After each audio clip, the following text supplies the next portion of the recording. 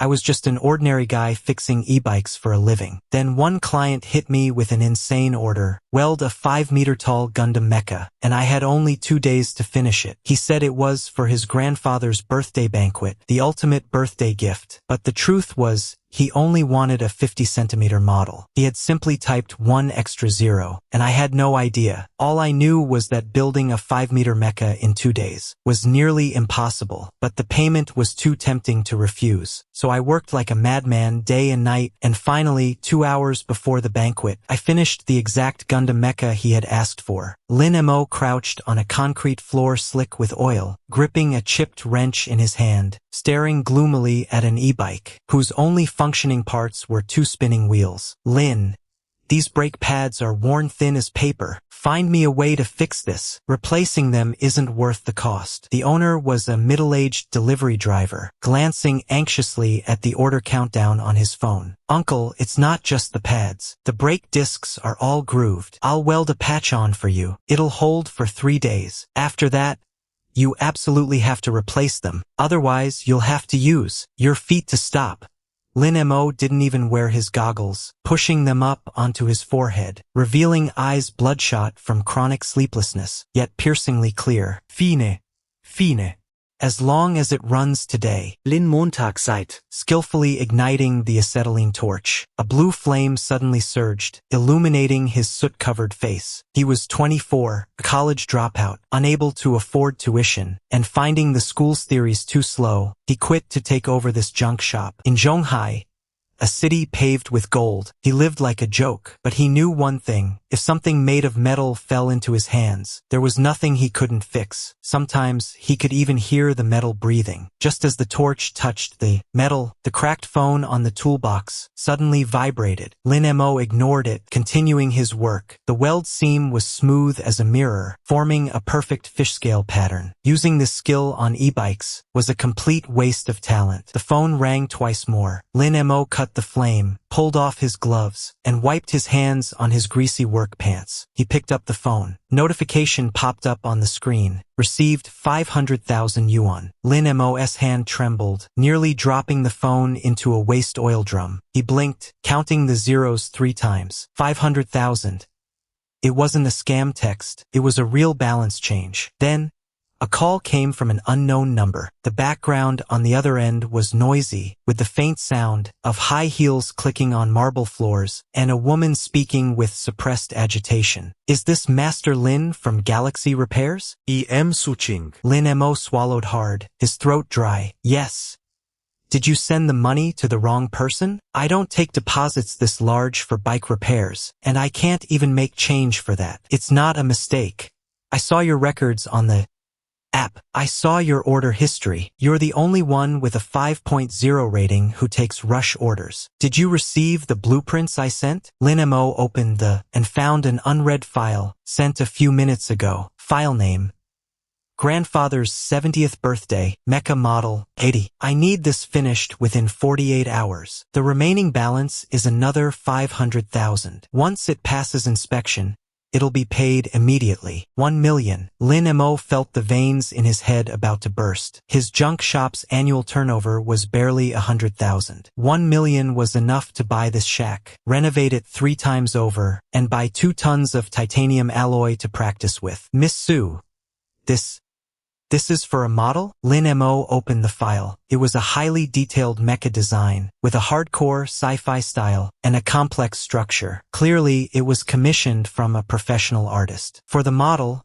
I only need the exterior to be accurate. The details must be realistic. Absolutely realistic. My grandfather is an expert. He can tell the quality at a glance. The previous studios only made plastic trash. I canceled their orders. Can you do it? Lin Mo took a deep breath, his eyes falling on the parameters in the bottom right corner. Scale 11. Height 5,000 millimeters. Lin Mo's pupils suddenly contracted. 5,000 millimeters. He looked up at his surroundings. The roof of this shanty was only about 6 meters high. Miss Su, are you sure about these dimensions? Lin Mo asked tentatively. 5,000 millimeters. This isn't something you just put on a desk. On the other end, Su Qing was clearly preoccupied. Her words came out in a rapid fire. Of course I am. Every parameter must follow the blueprints. Size, shape, paint, everything must be identical. I know time is tight. That's why I'm paying double. You choose the materials. It needs to look high-end. Don't try to fool me with cheap-looking plastic. Remember, you only have 2 days. The day after tomorrow, 6 p.m. It must be delivered to Cloud Top Manor in Nanshan District. The call ended. Lin Mo stood in his dim workshop, phone in hand, surrounded by mountains of scrap tires and rusted gears. The setting sun streamed through the broken window onto his face, stretching his shadow long across the floor. A 5-meter-tall model. He scrutinized the blueprint once more. For a standard custom model, even the wealthiest clients usually go for something 50 centimeters or a 1-meter figure. 5 meters?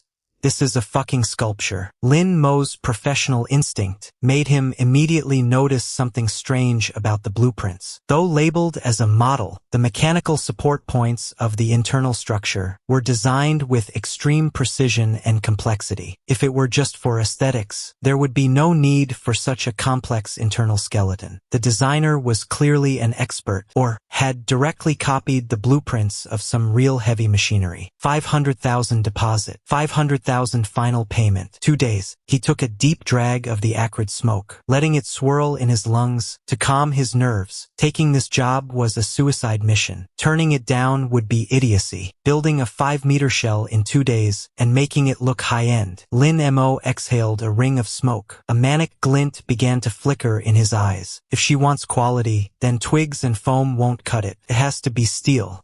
He glanced toward the corner, at his modified plasma cutter. A crazed smile curled on his lips. Since the client wants it exactly the same, she can't blame me for overdoing it. Meanwhile, in the penthouse office of the Su Group, Zhonghai CBD, Su Qing hung up the phone, rubbing her temples in exhaustion. She wore a Chanel haute couture suit, but it couldn't hide the anxiety etched on her face. Sister Qing, is it settled? Assistant Xiao Zhang carefully brought over a cup of coffee. Settled. I found a master craftsman in the old district. I hope he's reliable. Shuin Said. The previous studios were useless. Their work looked like plastic toys. Grandfather will kill me if he sees that. This time, I specifically found someone to follow the leaked concept art of the Crimson Storm from the war zone. I've revised the version. It has to be breathtaking, but Xiao Zhang hesitated. Aren't the parameters we gave a bit? 5,000 millimeters. Su Qing glanced impatiently at the document. What's wrong with 5,000 millimeters? It's 50 centimeters, right? I've checked the ruler. It'll fit perfectly on grandfather's desk. Xiao Zhang opened his mouth, wanting to remind his boss that 5,000 millimeters is 5 meters, not 50 centimeters. But seeing Su Qing on the verge of a breakdown, and with the company reeling from competitor attacks, he was completely overwhelmed. In the end, he swallowed his words.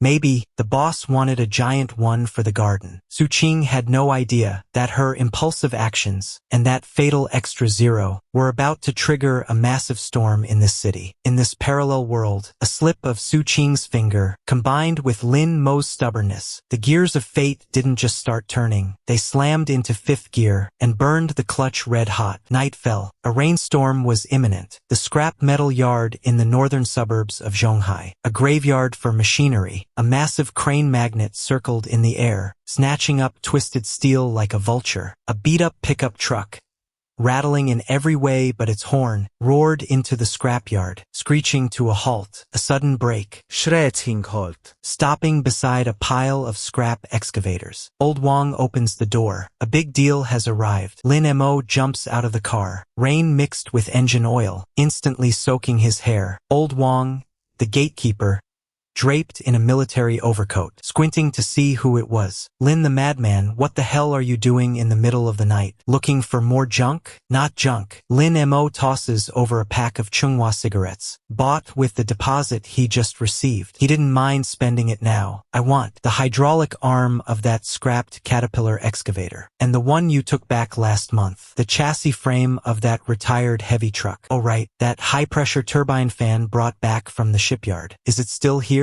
Old Wang catches the cigarettes and freezes for a moment. They're all here, but it's all just scrap. What are you planning? Smelting steel. making a gift, Lin Montag grins. revealing a row of white teeth, looking eerily sinister in the stormy night. A birthday gift for a big shot. 3 hours later, Galaxy Repair Shop. Lin Mo is shirtless, revealing lean, well-defined muscles, wearing a heavy welding mask, the industrial welding torch in his hand, spitting out a blinding blue-white flame. A 5,000 millimeters blueprint is pasted on the wall, covered in dents, mechanical formulas he had just calculated. Ordinary models just need a frame for a shell. That's just for fooling people. As Lin Mo welds the chassis, he frantically constructs a 3D model in his mind. In his vision, the scrap steel seems to come alive. The excavator's hydraulic arm is no longer scrap, but the main load-bearing structure of the Mecha's legs. The heavy truck's chassis is cut and reorganized, becoming the Mecha's ribcage. That high-pressure turbine fan is stuffed into the Mecha's back, serving as a simulated thruster. The client said, "It has to be realistic." Lin Mo stares at the Mecha's knee joint. The blueprint shows a complex spherical joint. If it's just welded shut, it won't move at all. Then it's just a sculpture. Lin Montag frowns. His OCD kicks in. If I'm paid this much and it can't even move, that would ruin my reputation. He drops the welding torch, turns and starts rummaging through a pile of junk. He finds a set of servo motors. He scavenged these last year from a bankrupt automation factory, brought them back, originally planned to fix and resell them. Now they're all being put to use. He connects the motors in series with the excavator's hydraulic system, then begins writing the control program. For an ordinary person, this would be an impossible task, but in Lin Mo's eyes, the traces on the circuit board are as clear as city streets. It doesn't need complex debugging. Using only a multimeter and a nearly dead laptop, he begins to breathe soul into the steel beast. Time ticks away. On the first night, the lower body frame of the Mecha is completed. Those thick steel legs are full of industrial brutalist beauty. Every extension and retraction of the hydraulic rods is accompanied by a teeth-gritting screech of metal friction. The next morning, Lin Mo's eyes are bloodshot, but he feels no sleepiness. The upper body needs a cockpit. The blueprint shows the cockpit can open. It even includes a dashboard. If I'm going for realism, then it must be able to fit a person. Lin Mo grits his teeth, rips out the seat from a scrapped van, gives it a leather wrap, actually modified from an old leather jacket, then stuffs it into the Mecha's chest cavity. To make the dashboard look authentic, he strips a dozen old phones and tablets, embedding the screens into the cockpit's console. He also writes a simple UI interface. The screen is filled with scrolling code and radar scans. Though it has no actual function, it looks absolutely intimidating. It still needs a power source. He can't build actual nuclear power, but he's a welder and an electrician. He takes every single colossal golden cudgel grade lithium battery pack, connects them in series, hiding them under the Mecha's back armor. Another message from Su Qing. Suin, Master Lin. How's the progress? Remember, the color needs to be a high-texture, battle-worn red, and it must look imposing. I see some weapons mounted on the blueprints. Can you add some special effects? Even just some smoke or glowing lights would work. Lin Mo looked at his phone, wiping the grease and soot off his face. Effects?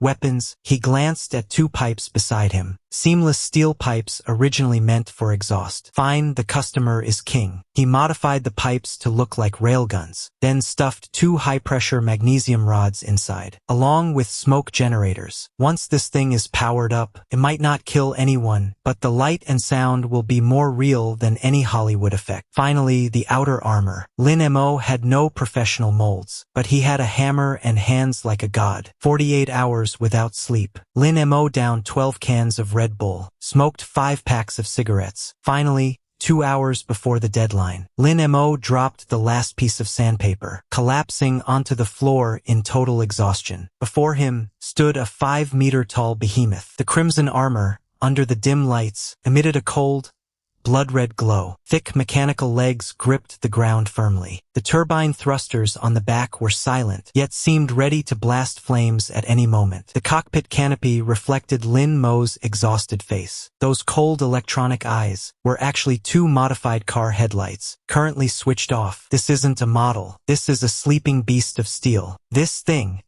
Lin Mo looked up, his neck aching. Did I make it a bit too real? He stood up, patting the mecha. The cold leg armor let out a dull thud. That sense of weight was something resin or plastic could never match. Oh crap. Lin Mo suddenly realized a serious problem. He looked around. The mecha seemed half a meter taller than his door. Can't get out. Just then, the roar of a heavy truck echoed from outside. Ah, that's the tow truck, he called. Boss Lin, the truck's here. Where's the cargo?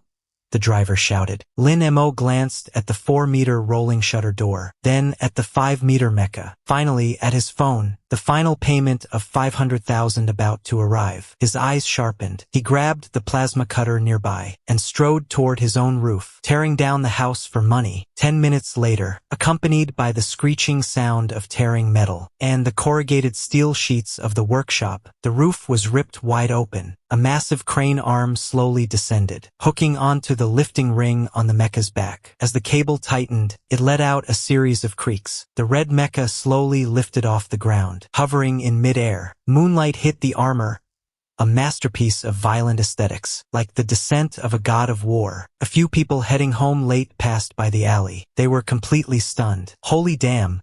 What is that? A transformer? Are they filming a movie? Lin Mo stood in his ruined workshop, still holding the tool he used to cut the roof. He yelled at the crane operator, "Be careful! Don't bump it!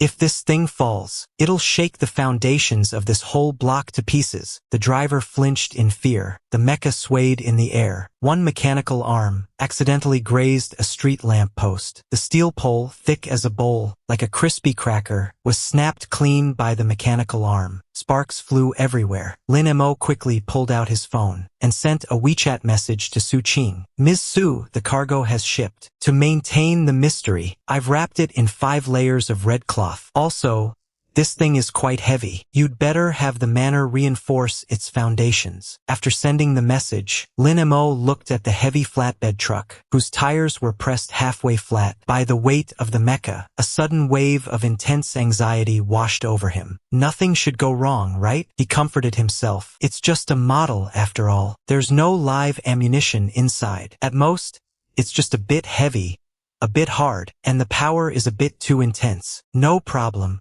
At that moment, he had no idea that this mecha, which he named Birthday Wish Number 1, was about to turn the Su family's birthday bash, originally meant for showing off wealth, into a global military exercise scene that would shock the world. Zhonghai City at 4 a.m., like a giant beast that had just fallen asleep. Only the yellow lights of street sweepers flicker through the mist. But on the elevated bridge leading to Nanshan District, an 18-wheeler heavy-duty flatbed trailer is letting out an overburdened roar. Damn it, this is insane. Driver Lu grips the steering wheel tight. His palms are drenched in sweat. He's been driving big rigs for 20 years. Hauled machine tools, hauled marble, even hauled tanks. But he's never felt this uncertain in his life. On the flatbed behind him, that thing wrapped in 5 layers of thickened red canvas. Wrapped tight and secure. Looks like a moving mountain. By the looks of its size, it's only about the size of a large excavator. But this weight, old Lu glances at the dashboard. The RPMs have already spiked into the red zone. The water temperature is climbing rapidly. "Boss, you call this a model?" Old Lu yells into the walkie-talkie, his voice sounding desperate. "This is a damn solid block of iron,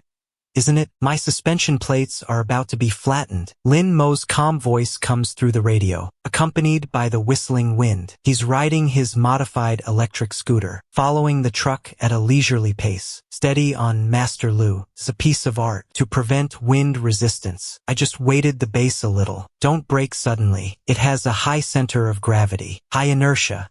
Lin Mo wears his helmet, eyes locked on a massive red shape ahead. Actually, he's nervous too. This mecha, or as he calls it, a model, weighs a net total of 28 tons. And that's only because he rushed the deadline and used aluminum alloy for non-load-bearing parts. If it were all steel, this truck would have broken down long ago. To prevent wind resistance, weighted it a little. Old Lu rolls his eyes in the cab. Your idea of windproofing is dozens of tons. The iron truck roars off the overpass. Entering Nanshan district, the road conditions change. The asphalt is polished and black. No more dilapidated shops on the roadsides, but perfectly trimmed French plane trees. Cloud Top Manor is the most elite neighborhood in Zhonghai. If someone here stomps their foot, the city's entire economy would tremble. Lin Mo rides his scooter, looking at the increasingly luxurious scenery, but he only thinks of one thing.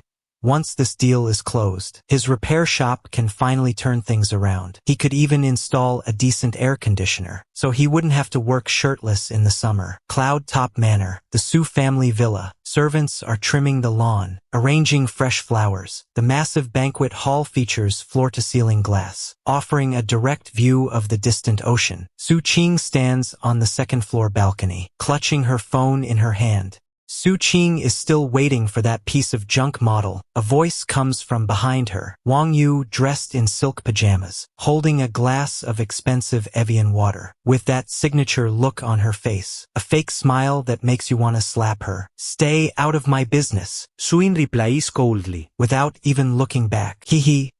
I don't want to interfere, but you know how Grandpa's temper is. Wang Yu walks to the railing, watching the busy servants below. For this 70th birthday celebration, Uncle Chun from the military district is coming. Grandpa values sincerity and craftsmanship above all. I used my connections from the UK to get the latest exoskeleton combat armor. Though the model is only 10 centimeters tall, it's a 1:1 scale reduction of current Special Forces gear, shrunk down precisely, full metal casting. Even the joints are articulated. Wang Yu pauses on purpose, looking at Su Qing with a gaze of pity. I heard you hired some e-bike repairman to make yours, and you wanted it to be 5 meters tall? 5 meters tall? Su Qing, have you lost your mind? 5 meters of styrofoam. Are you trying to give Grandpa a heart attack? Su Hing bites her lip. Feeling a wave of insecurity. She really was desperate, although that Lin Mo has high ratings. He's just a guy working in a repair shop. What if it's just a giant thing made of paper? Or a tin shell with cheap paint? She didn't dare imagine the scene. Just then, on the mountain road in the distance, a low rumble suddenly echoed, a thunderous roar of an engine, not the high-pitched scream of a sports car, but a sound brimming with raw power, and an oppressive roar. The ground seemed to vibrate with every beat. What is that sound? Wang Yu frowned. Su Qing looked up abruptly. At the end of the estate gates, a massive heavy-duty flatbed truck slowly rounded the bend. It was enormous. Even on the wide estate drive, the truck looked almost too large. But what truly captured the eye was on the truck bed, a behemoth wrapped in crimson canvas. The red cloth snapped in the morning breeze, outlining the sharp contours beneath. As the truck drew closer, an inexplicable sense of pressure washed over them. Wang Yu's water glass trembled. Water splashed out. My gift has arrived. Su Qing took a deep breath, though she was terrified inside, but she couldn't let it show. It seems Master Lin is right on time. At that moment, the security team at the gate was in total chaos. Stop.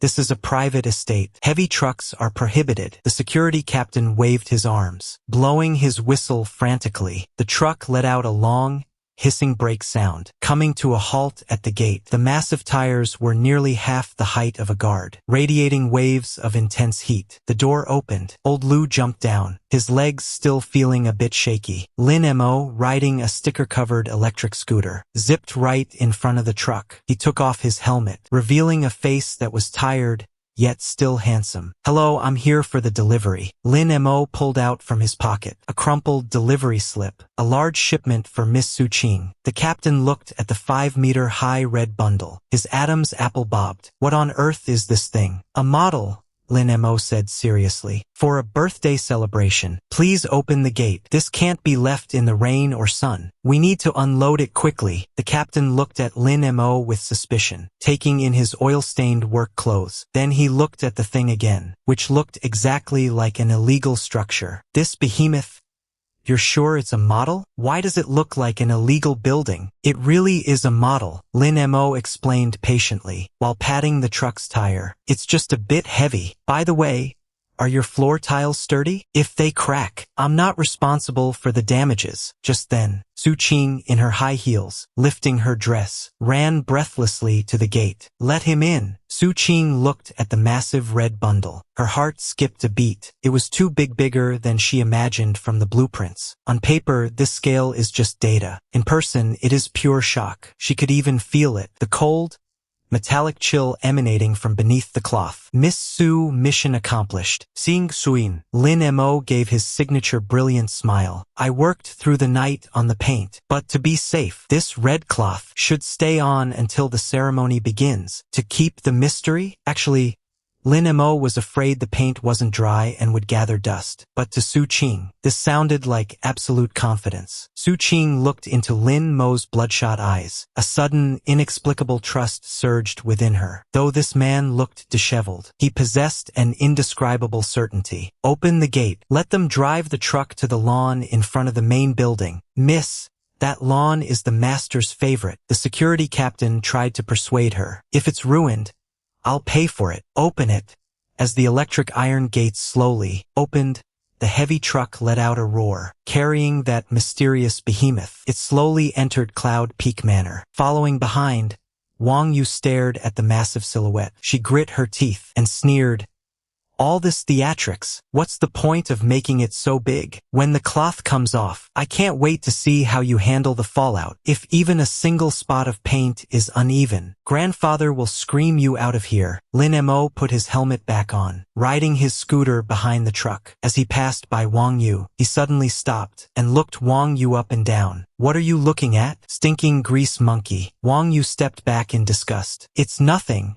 Lin Mo shrugged. Just a heads up. Stay far away in a bit. This thing has a powerful aura. It might hurt someone. With that, he twisted the throttle. The electric scooter zipped away cheerfully. Wang Yu stamped her feet in rage. 10 Uhr AM. Cloud Peak Manor became a sea of celebrities. Luxury cars worth millions filled the parking lot. But everyone's gaze drifted, consciously or unconsciously, toward the villa. On the open ground in front of the main building sat a massive object wrapped in red cloth. This rugged silhouette and towering height clashed with the exquisite European architecture. Yet it possessed a savage allure. What is that? I heard the Su family's second daughter sent a gift this big. Could it be a fake mountain? Looks more like a bouncy castle to me. The guests' whispers rose and fell. By now, Lin Mo had finished unloading the vehicle, but he didn't leave. Su Qing asked him to stay, saying that if there were any assembly issues, it would be easier to adjust. In truth, Su Qing was unsure of herself. She wanted someone to take the fall. Lin Mo was currently crouching in a corner of the buffet area, holding a plate of Australian lobster and black truffle cake, eating with great relish. Rich people's food really is different. This lobster meat is thicker than my welding rods, Lin Mo commented while eating. Just then, the main hall suddenly fell silent. A group of men in black suits entered, surrounding two elderly men. The one on the left wore a tang suit. He looked spirited, his gaze sharp as lightning. He was today's guest of honor, the titan of the mechanical field, Su Zhenhai, and the one on the right wore a faded, old military uniform. Though he wore no epaulets, the innate aura of blood and iron made the guests instinctively step back. The military research heavyweight, Chun Jiangwo. Lin Mo swallowed the cake in his mouth. His eyes narrowed slightly. He had seen this old man on TV. Heard he was a technical fanatic even more stubborn than himself. Looks like the inspection standards will be sky-high today. Lin Mo wiped his mouth. He glanced at the red-wrapped object outside. I hope this old man can handle my manual transmission design. Inside the banquet hall, the crystal chandeliers cast a soft, opulent glow. But for Su Zhenhai and Chun Jiangwo, this kind of occasion was clearly uncomfortable. They held wine glasses but didn't take a single sip. Instead,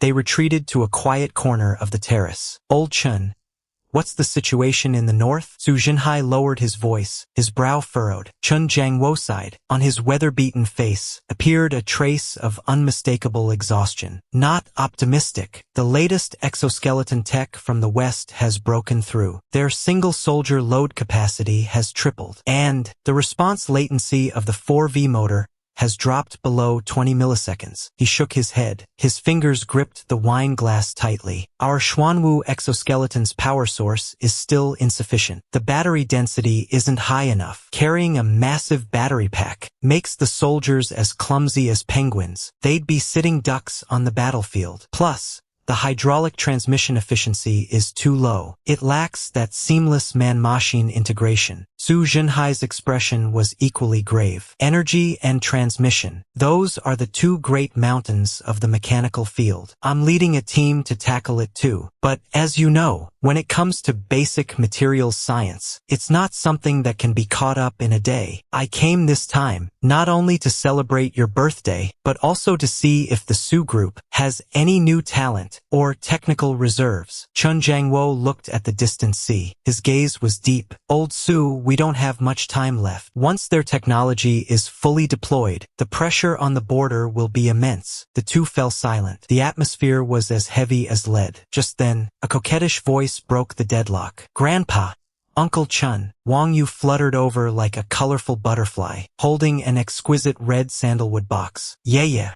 Su Jinhai brushed away his worries. He forced a slight smile. Grandpa, may your happiness be as vast as the eastern sea, and your life as long as the southern mountain. Wang Yu smiled sweetly as she handed over the box. This is a gift I specially prepared for you. I'm sure you'll love it. Su Jinhai opened the box. On the black velvet lining lay a silver-gray mechanical model. Though only the size of a palm, the craftsmanship was exquisite. Every joint was connected with miniature screws, and even the hydraulic lines on the back were perfectly replicated. Chun Jiangwo's eyes lit up. He leaned in closer. This is a model of the Raptor exoskeleton from the States. Uncle Chun, you have a keen eye. Wang Yu lifted her chin smugly, not forgetting to glance nearby at Su Qing, who was sitting on pins and needles. I asked a friend to get this limited edition model from a military lab in the States. It's not just the appearance. Its internal structure is also a perfect scale replica of the original blueprints. Grandpa, you can check out the knee joint design. That multi-axis linkage structure is something we still can't produce domestically. As soon as she said this, Chun Jiangwo's expression darkened slightly. Though Wang Yu was telling the truth, it sounded particularly grating in this setting. Su Jinhai, however, wasn't angry. He put on his reading glasses, picked up the model, and examined it closely, even fiddling with the joints. Indeed exquisite. The damping of the spherical joint is well done. Look, there's absolutely no play in it. Our machining precision still has a gap. Chun Jiangwo looked at the model with a hint of envy. Although it was just a model, the industrial standard behind it was undeniable. Yeah, you've been thoughtful. This gift is very valuable for reference. Having received praise from the two big shots, Wang Yu was walking on air. The surrounding guests crowded around to flatter her. As expected of Miss Wang, this gift is so sophisticated, innovative, and high-tech, far better than giving gold or jade. Wang Yu basked in the praise, then suddenly shifted the conversation, looking towards Su Qing, her voice intentionally raised. Oh, dear cousin, where is your gift? I saw earlier that huge thing wrapped in red cloth at the door. Surely that isn't the surprise you prepared? Everyone's gaze instantly shifted to Su Qing. She should have been the center of attention, but at this moment she felt like a prisoner awaiting sentencing at an execution ground. She had contacted Lin Mo 3 times for the manual, but Lin Mo only replied, "Don't rush, I'm uploading the file now." Facing Wang Yu's provocation, Su Qing had no choice but to steel herself and step forward. Grandpa, Uncle Chun, I've also prepared a mechanical model. Su Jinhai asked, where is it? It's just outside. Su Qing pointed outside the floor-to-ceiling window. Everyone followed her finger. The sunlight was perfect, and that 5-meter-high red-wrapped object cast a massive shadow across the lawn, compared to the delicate, high-tech piece. In Wang Yu's hand, the thing outside looked crude and gargantuan. So imposing. Jiangwo frowned. Where did she drag this Transformers sculpture from? Wang Yu couldn't help but burst out laughing. Cousin, you weren't scammed by some contractor, were you? One look and it's obvious. It's just one of those foam sculptures from a mall entrance. Su Qing's face turned red with frustration. She retorted loudly, it's metal. It's custom-made. Wang Yu laughed even harder. Such a massive hunk of metal. How much must that have cost? I bet it's just an empty tin shell. My cousin's intention is good, but taste, that's another story. The guests began to whisper, their eyes full of mockery. To them, this was indeed a farce. A clueless rich girl, trying to grab attention, had brought in a huge, useless piece of junk. Su Jinhai's expression also soured. He had always been rigorous and detested this kind of attention-seeking behavior. Since it's here, let's go take a look, Su Jinhai said indifferently, his tone devoid of emotion. With something that big blocking the entrance, we need some answers. The group marched toward the garden in a grand procession. Su Qing followed behind, her palms drenched in cold sweat. She pulled out her phone, frantically messaging Lin Mo.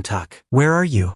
Get over here now. If this flops, you have to help me explain. Meanwhile, Lin Mo was hiding at the very back of the crowd, a toothpick dangling from his lips, with a look of pure anticipation on his face. This needs no explanation. Lin Mo stared at the red cloth bundle. A flicker of obsession flashed in his eyes. This is the ultimate romance for men. The crowd walked onto the lawn to get a closer look. The sense of oppression intensified. 5 meters tall, roughly the height of a 2-story building. Cousin, go ahead and unveil it. Wang Yu crossed her arms, waiting for the punchline. Let's open our eyes and see what this 5-meter treasure is. Exactly what kind of miracle it's supposed to be. Su Qing stood by the red cloth. The pull cord was right by her hand. She took a deep breath, closed her eyes. Screw it, here goes nothing. Lin Mo, if you dare screw me over, I'll haunt you from the grave. Su Qing yanked the cord. The massive red canvas cascaded down like a waterfall. There was no expected sound of foam rubbing, nor the rattling of cheap sheet metal. The red cloth hit the ground with a dull, heavy thud. Then came a dead silence. Hundreds of people, including Su Jinhai and Chun Jiangwo, all went silent in that instant. Sunlight poured relentlessly onto the behemoth. It was a machine of deep, dark red, a giant humanoid mecha with a matte finish. It wasn't that kind of smooth, plastic-like anime figure. This was the pinnacle of industrial engineering. Standing before it, everyone felt as insignificant as an ant. The smile on Wang Yu's face froze. Her mouth hung open wide enough to fit an egg. The exquisite 10 centimeters model in her hand, now in front of this giant, looked like nothing more than a childish toy. Su Jinhai's glasses nearly slid off. He took a trembling step forward, reaching out to touch the cold armor, but he hesitated. The old man was too excited to speak coherently. As for Chun Jiangwo's reaction, as a soldier, he had a natural instinct for such things. That wasn't the look one gives a piece of art. That was the look one gives a weapon. These weld seams. Chun Jiangwo strode to the mecha's lower leg, squatting down to stare at an armor plate joint. This is scale welding. No, this is deep penetration welding. Steel plates of this thickness, how could they be welded so smoothly? Absolutely no ser maldeformación. And this hydraulic piping design. Su Jinhai leaned in too, lying on the ground,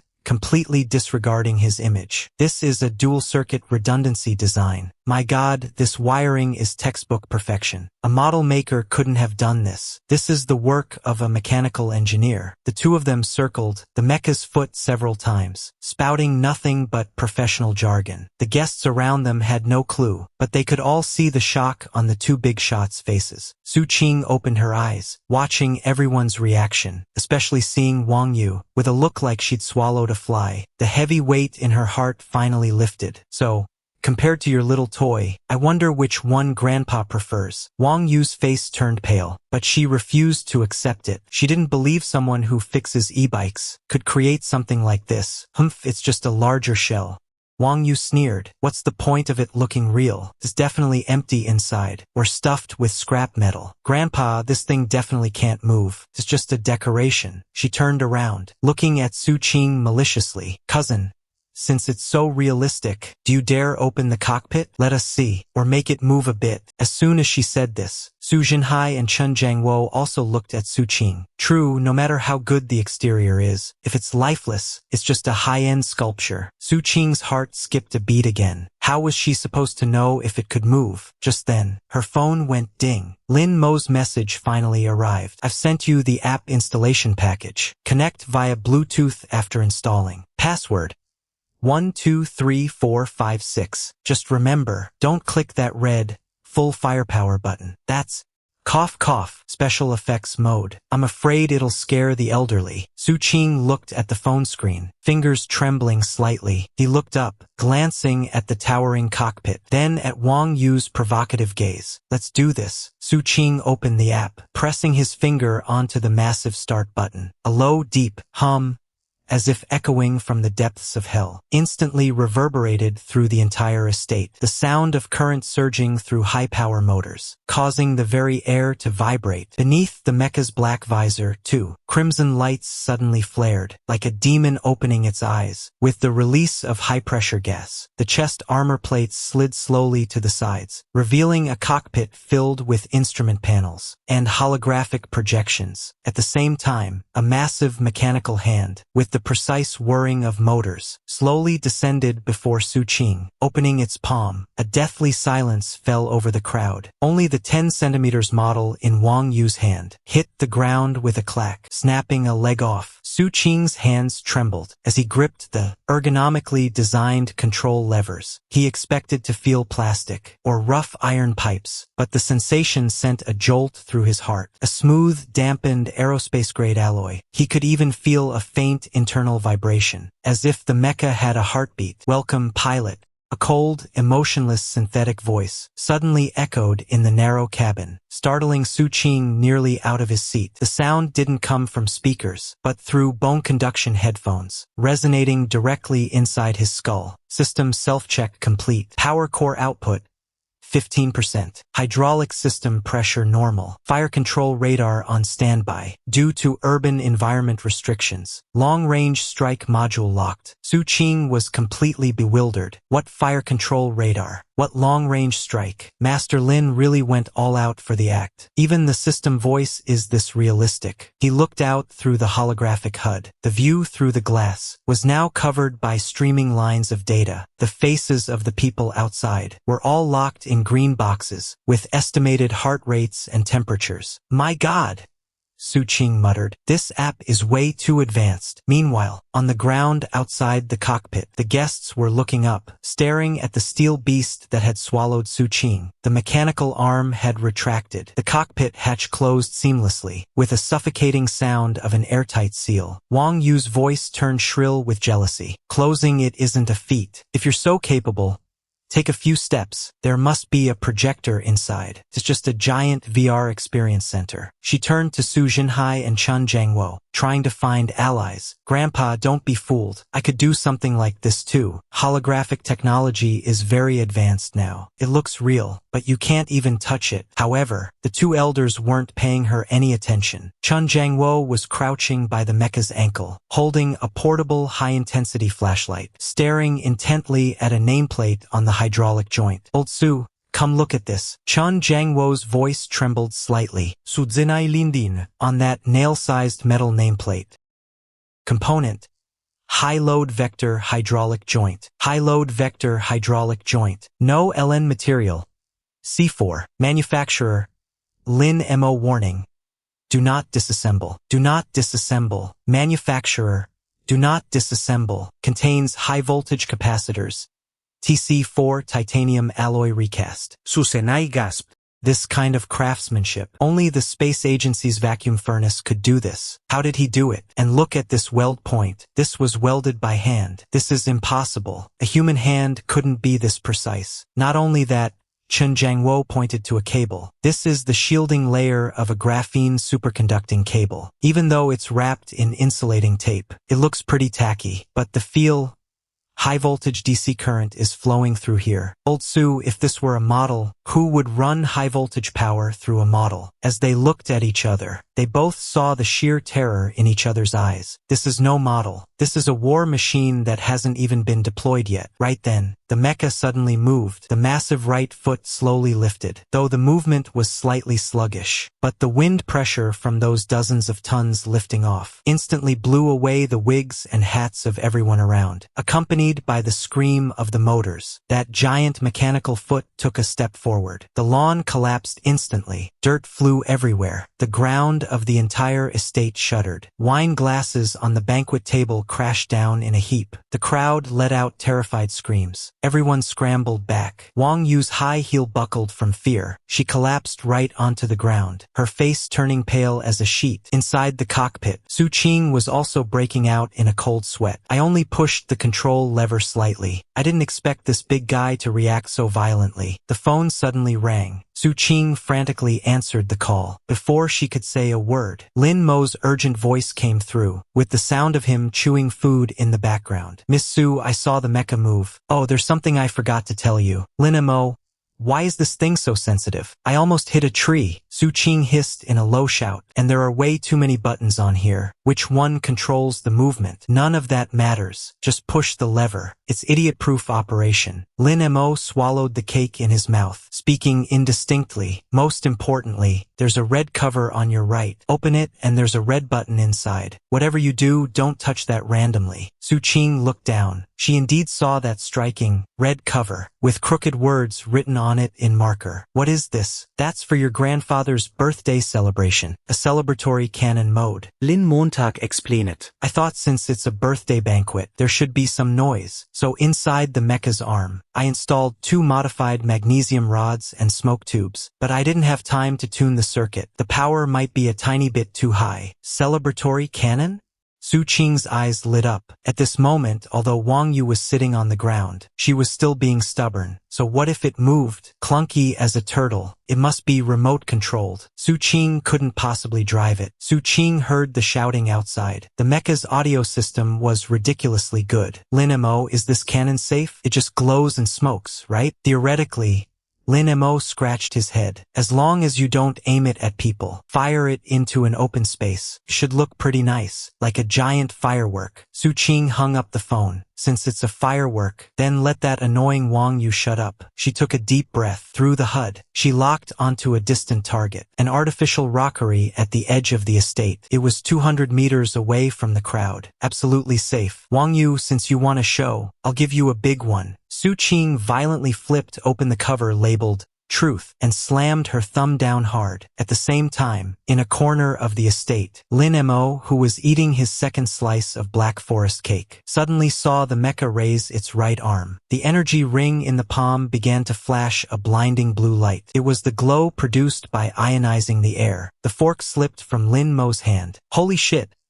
I remember installing magnesium rods. Why is there a plasma reaction? Did I wire it wrong last night? That high-voltage capacitor set I scavenged from the radar station before he could even react. A tooth-rattling, high-frequency electrical hum instantly drowned out the noise of the crowd. The mecha's right arm jolted violently, and a beam that only exists in sci-fi movies, a brilliant crimson ray, accompanied by visible ripples in the air, erupted instantaneously. A high-energy plasma jet, 1/2 meter in diameter. In that split second, the world seemed to go silent. Then, 200 meters away, that 10-meter-high, artificial rockery made of Typo stones was like a pencil drawing erased by a rubber. It simply vanished into thin air. No flying debris, because the rocks were instantly vaporized into powder by the heat. The beam pierced through the rockery, leveled a small grove of trees behind it, finally slamming into the manor's perimeter wall, leaving a massive hole with vitrified,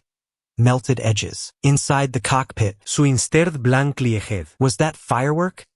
A bit too powerful? A deathly silence fell over the manor. Everyone stood there, mouths agape, frozen in the positions they were in a second ago. Wang Yu sat on the ground, completely paralyzed with shock. Though the beam had been far from him, that aura of absolute destruction made him feel the raw terror of death. Chen Jiangwo was the first to snap out of it. He whipped his head toward Su Jinhai, and in those old eyes that had seen everything, there was now only bloodshot madness. Old Su, you old fox. Chen Jiangwo grabbed Su Jinhai by the collar, spittle flying in his agitation. You played poor with me. You said your tech was bottlenecked. What the hell is this? This is a tactical single-soldier mecha. This is a portable plasma cannon. You fucking call this a model? Su Jinhai was shaken dizzy. He looked at the smoking crater in the distance, trembling violently. Old Chun, Believe me, I really didn't know. If my family had developed this, would I even be unable to make a 10 centimeters model? Chen Jiangwo let go and immediately pulled from his coat a red encrypted communication phone. His hands were shaking so badly that he misdialed several times before connecting. This is Chen Jiangwo. Deploy a reinforced battalion here immediately. Track my coordinates. A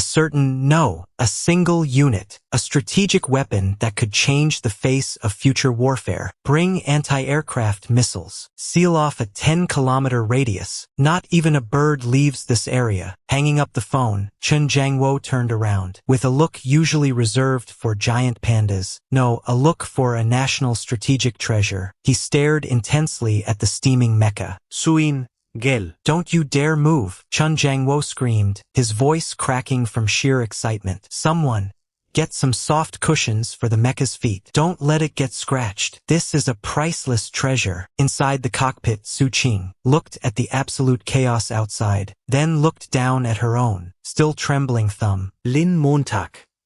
Su Qing wanted to cry. You call this a ceremonial salute? 10 minutes ago, this place was Zhonghai's most luxurious social playground. Socialites sipped champagne and gossiped, while business tycoons exchanged business cards. Now, it had been taken over by military green. 3 attack helicopters circled overhead, their massive rotors making the windows rattle. Dozens of military trucks blocked every exit of the manor. Fully armed soldiers set up yellow caution tape. All guests were herded into a corner of the banquet hall, their phones all confiscated. Everyone had to sign a top-secret non-disclosure agreement. The influencer who had been live streaming had their phone crushed under a boot and was now crouching in the corner, shivering. What on earth is going on? I just came here for dinner. Shut up. Can't you see that officer? He's from the theater command. In the center of the crowd, Su Qing had already been invited out of the cockpit. She looked like a primary student who had done something wrong, standing on the lawn. Opposite her, Chen Jiangwo and Su Jinhai, along with a team of newly arrived research experts, were surrounding the Mecha for an emergency physical exam. Reporting, Commander, an old expert with thick glasses, holding a detector, runs over with a look of pure horror. The energy core has detected a high-energy reaction, but it's not nuclear fusion, nor is it fission. The structure is bizarre. It's like hundreds of civilian lithium batteries in series, but in the middle, there's a voltage stabilizer we can't even comprehend. It forcibly boosts the energy density by 50 times. Chen Jiangwo's eyes widened. Wouldn't that blow up at any moment? The expert wiped away sweat. But this stabilizer is too ingenious. It uses a dynamic balance algorithm, locking the energy down tight. This algorithm is more advanced than the Lungsan fire control system we're developing, far more advanced, by at least 2 generations. And this armor, another expert knocks on the mecha's leg. This isn't ordinary steel plating. This is multi-layer composite armor. The outer layer is cold-rolled steel, but the middle layer is actually rubber from old tires. Wait. This rubber has been specially treated, turning it into a high-molecular energy-absorbing material. The recoil from that last shot was completely absorbed by this layer of tires. Listening to these reports, Chen Jiangwo felt his worldview collapsing. Achieving nuclear-level power with lithium batteries. Achieving reactive armor performance with scrap tires. Is this something a normal human could actually do? He turned his head, looking at Su Qing with a complex expression. Girl, tell me the truth. Chen Jiangwo tried to keep his tone gentle, but the pressure he exerted was unmistakable. Where on earth did this mecha come from? Is it a prototype leaked from the UK? Or the product of some hidden, national-level laboratory? Su Qing was on the verge of tears. Uncle Chen, I'm really not lying. This is just someone I found on the City Master app. A welder. Just a welder. I only paid him 1 million to make a model for my grandfather's birthday. I don't know how he did it. 1 million. An expert nearby almost dropped his tablet in shock. 1 million. That wouldn't even buy a single hydraulic pipe for a mecha. The control chips on this thing, a single one costs hundreds of thousands of dollars, and they're nearly impossible to find. Chen Jiangwo narrowed his eyes. A welder understands dynamic balance algorithms and plasma confinement equations? Girl, This concerns national security. You cannot cover for him. I'm serious. Su Qing stamped her feet in frustration. His name is Lin Mo. He's right here, he just called me. He said this was a ceremonial salute. Chen Jiangwo glanced at the smoking crater in the distance. His lip twitched. Ceremonial salute, my ass? Su Qing looked around, among the detained crowd, searching for that familiar figure, the one who was just eating cake. Just then, a commotion broke out beyond the cordon. What are you doing? Let me go. I'm just here to settle the bill. Why are you arresting me? Two fully armed Special Forces soldiers were dragging a young man in grease-stained overalls toward them. The young man was still holding half a Black Forest cake, with a defiant look on his face. It was Lin Mo. That's him. He's the one who made it. Lin Mo was brought before Chen Jiangwo and Su Jinhai. He broke free from the soldier's grip, straightened his cheap few-dollar overalls, looked at the scene around him, then looked at the giant crater, and probably figured it out.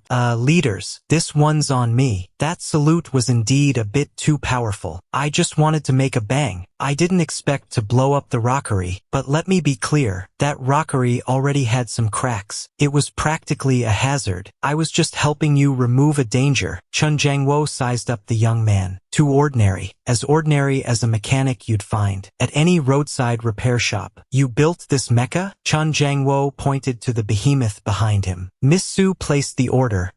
I have a contract. Legitimate business. You did this all by yourself? Not exactly.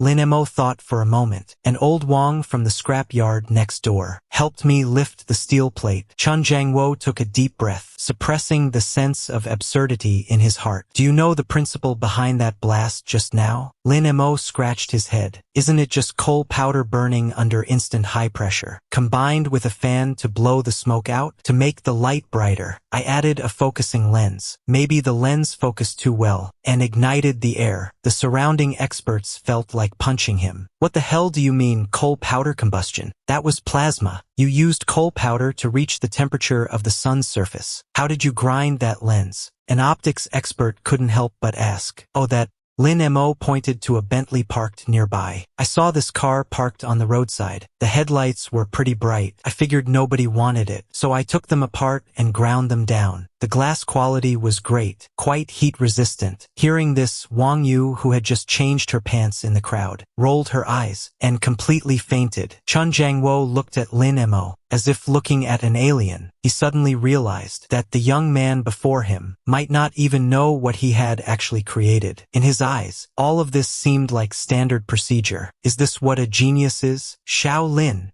Su Jinhai finally came to his senses and walked forward tremblingly, grasping Lin Mo's oil-stained hand. The power system of this mecha. How did you solve the energy transmission loss? We calculated for a long time. At this size, the wires should have burnt out long ago. Oh, that's simple. I coated the wires with a layer of graphite powder and then steamed them in a pressure cooker. I found that this reduces resistance and helps with heat dissipation. Isn't this just a basic makeshift method? I learned it from an online tutorial. Steaming graphite powder in a pressure cooker. A material science expert clutched his chest, pulling emergency heart medication from his pocket. That's the preparation principle for graphene superconducting materials. Although extremely simplified, the core logic is actually correct. This guy crafted superconducting materials with a pressure cooker. Chen Jiangwo took a deep breath, his gaze becoming incredibly sharp. He turned around and notified the adjutant behind him. Top secret,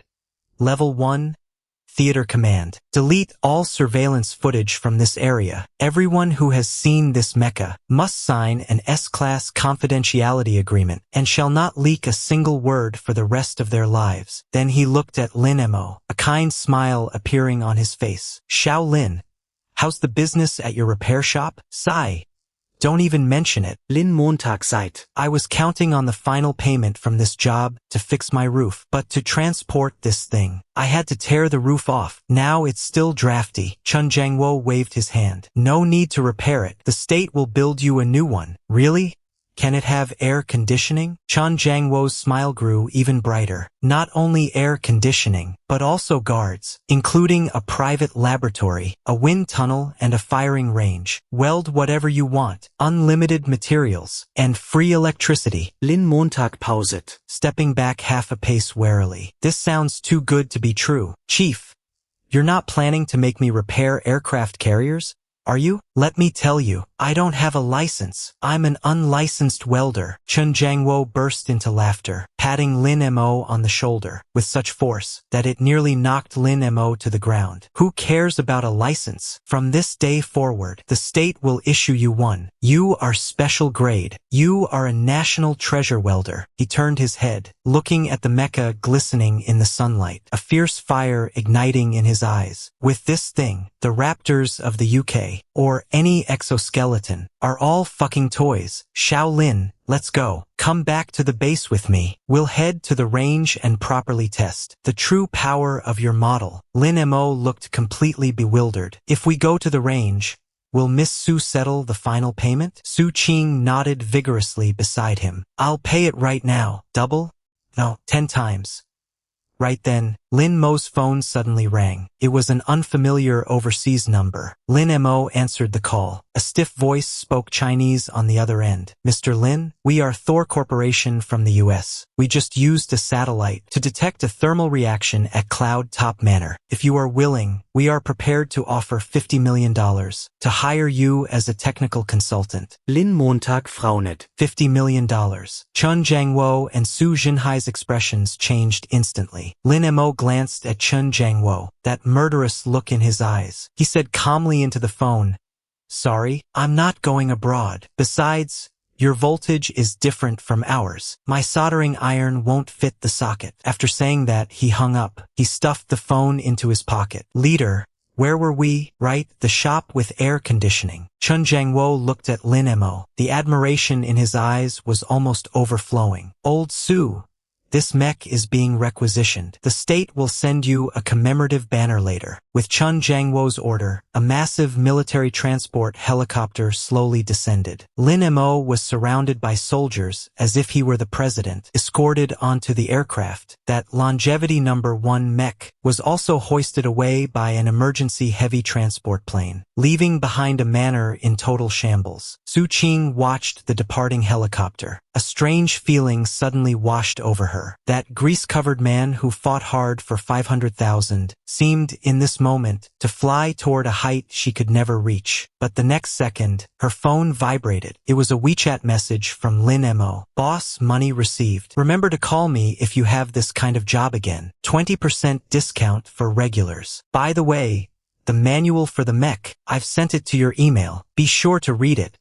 Especially the end. Flight mode is strictly prohibited indoors." Su Qing looked at her phone and suddenly smiled. Flight mode. She suddenly looked up at the sky. Just how many surprises is this guy hiding? Third basement level of a hidden military base in the suburbs of Zhonghai. There are no windows here, only cold LED tubes emitting a pale, ghostly light. An interrogation room, or as the military calls it, special talent screening. The room temperature was kept constant at 22 degrees. But sitting opposite him, that row of white-haired veteran experts had foreheads drenched in sweat. Lin Mo sat in a specially made metal chair. The handcuffs on his wrists had been removed. A steaming cup of Da Hong Pao tea sat before him. "Comrade Lin, even if it's just for your own sake, please tell us the truth." The one leading the questioning was an elderly man with thick glasses. He was a titan in the field of dynamics. Academician Li Shangzheng. At this moment, he was pointing at a structural diagram on the projection screen, his fingers trembling as if playing a piano. "Regarding this voltage stabilizer for the energy core, or what you called the leakage protector, we just ran 300 simulations on a supercomputer, and the conclusion is that the topological structure of this thing is 80% similar to the magnetic confinement field of a tokamak device. Tell me, did you really figure this out in a repair shop?" Lin Mo held the teacup. He innocently blew on, the tea leaves floating on the surface. "Old gentleman, I'm really not lying to you. Humph. It's just a fuse box to prevent leakage. Lin Mo put down the cup. He explained seriously, think about it, with all those lithium batteries in series, the voltage is incredibly high. I was afraid Miss Su would get shocked, so I added a few coils in the middle for shunting. As for the way the coils are wound, I followed my grandmother's knitting patterns, alternating knit and purl stitches. They say it keeps the tension from loosening. Academician Li Chongging had just taken a sip of water and sprayed it out instantly, splashing it all over the face of the major taking notes. Academician Li slammed the table and stood up, his face flushed deep red. You call nonlinear constraint of a toroidal magnetic field knitting? Do you know the magnetic flux density of this structure? It's 12 Tesla. This is something even the most advanced labs struggle with. A room temperature superconducting magnetic field. And you knitted it using copper wire and enameled wire? Lin Mo shrank his neck, looking somewhat aggrieved. Well, I can't exactly say I just wound it blindly. I really think it looks better long, and it dissipates heat faster. If you don't believe me, I can bring that sweater to show you. It's in the old wardrobe in my shop. Behind the one-way glass, Chun Jiangwo stood with arms crossed, watching the scene inside. A grin spread across his face, one he couldn't possibly suppress. Beside him, Su Jinhai looked like he was questioning existence itself. Old Chun, are you sure this kid isn't faking it? Knitting sweaters to achieve such complexity. If this gets out, physicists worldwide would lose their minds. The world of a genius is often this unpretentious. Chun Jiangwo's eyes burned with passion. The real show was yet to come. Inside the interrogation room, another expert took over. This time, it was an authority in software engineering and AI, Dr. Zhao. Dr. Zhao took a deep breath, trying his best not to sound like he was having a breakdown. Fine, let's set the hardware aside for now. Lin Mo, regarding the Mecha's fire control system, the one that can lock onto 300 targets in 1 second, and calculate the optimal strike path, we found a lot of strange comments in the underlying code. Dr. Zhao pointed to a line of code on the screen. What does this mean? This is clearly a high-dimensional prediction algorithm, capable of predicting a target's trajectory through airflow and muscle tremors. Lin Mo scratched his head awkwardly, his face flushing slightly.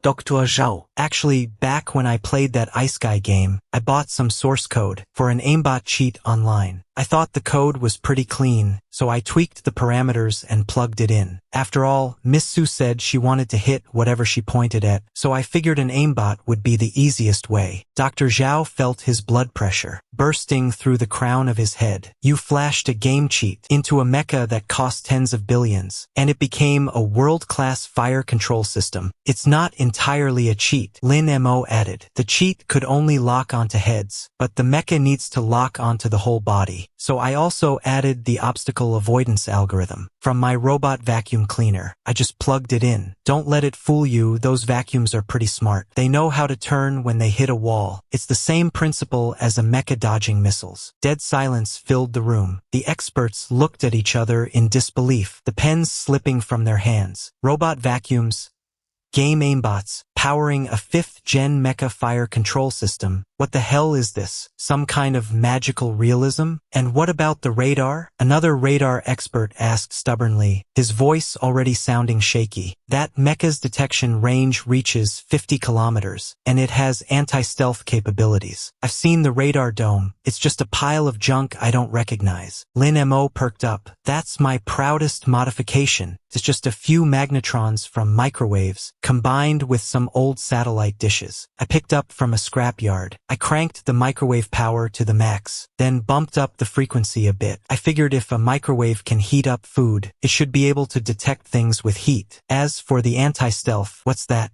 If I can see it, it can see it. Even if I can't see it, it can. As long as it's made of iron or has a temperature, a red dot will light up on the screen. The experts completely collapsed in their chairs. Microwave magnetrons turned into a phased array radar. This is no longer science. This is occultism. Just then, the interrogation room door opened. Chun Jiangwo strode in, followed by Su Jinhai. The experts all stood up. Chun Jiangwo walked up to Lin Mo, looking at the young man with a face that said, "Do I have to pay for this?" That was the look on his face. Suddenly, he felt the world had become exceptionally lovely. Chun Jiangwo pulled out a chair and sat down, his tone becoming serious and solemn. Lin Mo's heart skipped a beat. Boss, if this is about a fine, can I pay in installments? Although that 500,000 has arrived, I haven't withdrawn it yet. Chun Jiangwo waved his hand, staring intensely, gazing with burning eyes. Based on the questioning just now, we either classify you as an alien spy or as a peerless national treasure. Lin Mo blinked. Can't I just be an ordinary welder? An ordinary welder doesn't build anti-stealth radars out of microwaves. Chun Jiangwo smiled. Lin Mo, I don't care. Did you learn these theories from knitting sweaters with your grandma? Still using a patch inspired by a robot vacuum? The truth is, you've built a machine that transcends its era. Now, the state needs to verify this machine's peak performance. Lin Mo had a bad feeling about this. Chun Jiangwo stood up. The firing range is ready. I want to see if your model is tougher than our active-duty main battle tanks. Lin Mo nearly slid right off his chair in shock. Sir, please stop joking. It's just a model. Even if I used some high-grade steel, can't withstand armor-piercing rounds. Besides,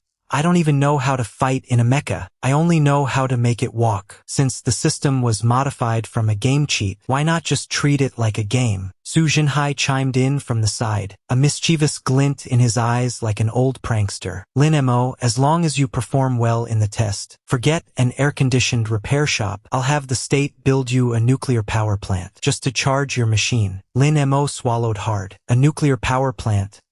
That's a huge temptation. I could weld as much as I want, and Mom will never have to worry about me tripping the circuit breaker again. But if I accidentally break a tank, I don't have to pay for it, right? Lin Mo asked cautiously. Chun Jiangwo burst into laughter, his voice making the interrogation room vibrate. If you can actually break our Type 99 modified main battle tank, I'll give you a bonus. For every one you destroy, I'll pay you 10 times over. Lin Mo's eyes lit up. He snapped to attention instantly, radiating a strange sense of confidence. Since that's how the boss puts it, then I'll give it a shot. But let's get this straight. Only training rounds are allowed. No live ammunition. I'm afraid that my paint job will get scratched, and Miss Su will deduct my pay. Chun Jiangwo and Su Jinhai exchanged a look. This kid is still worried about paint and money. Chun Jiangwo waved his hand.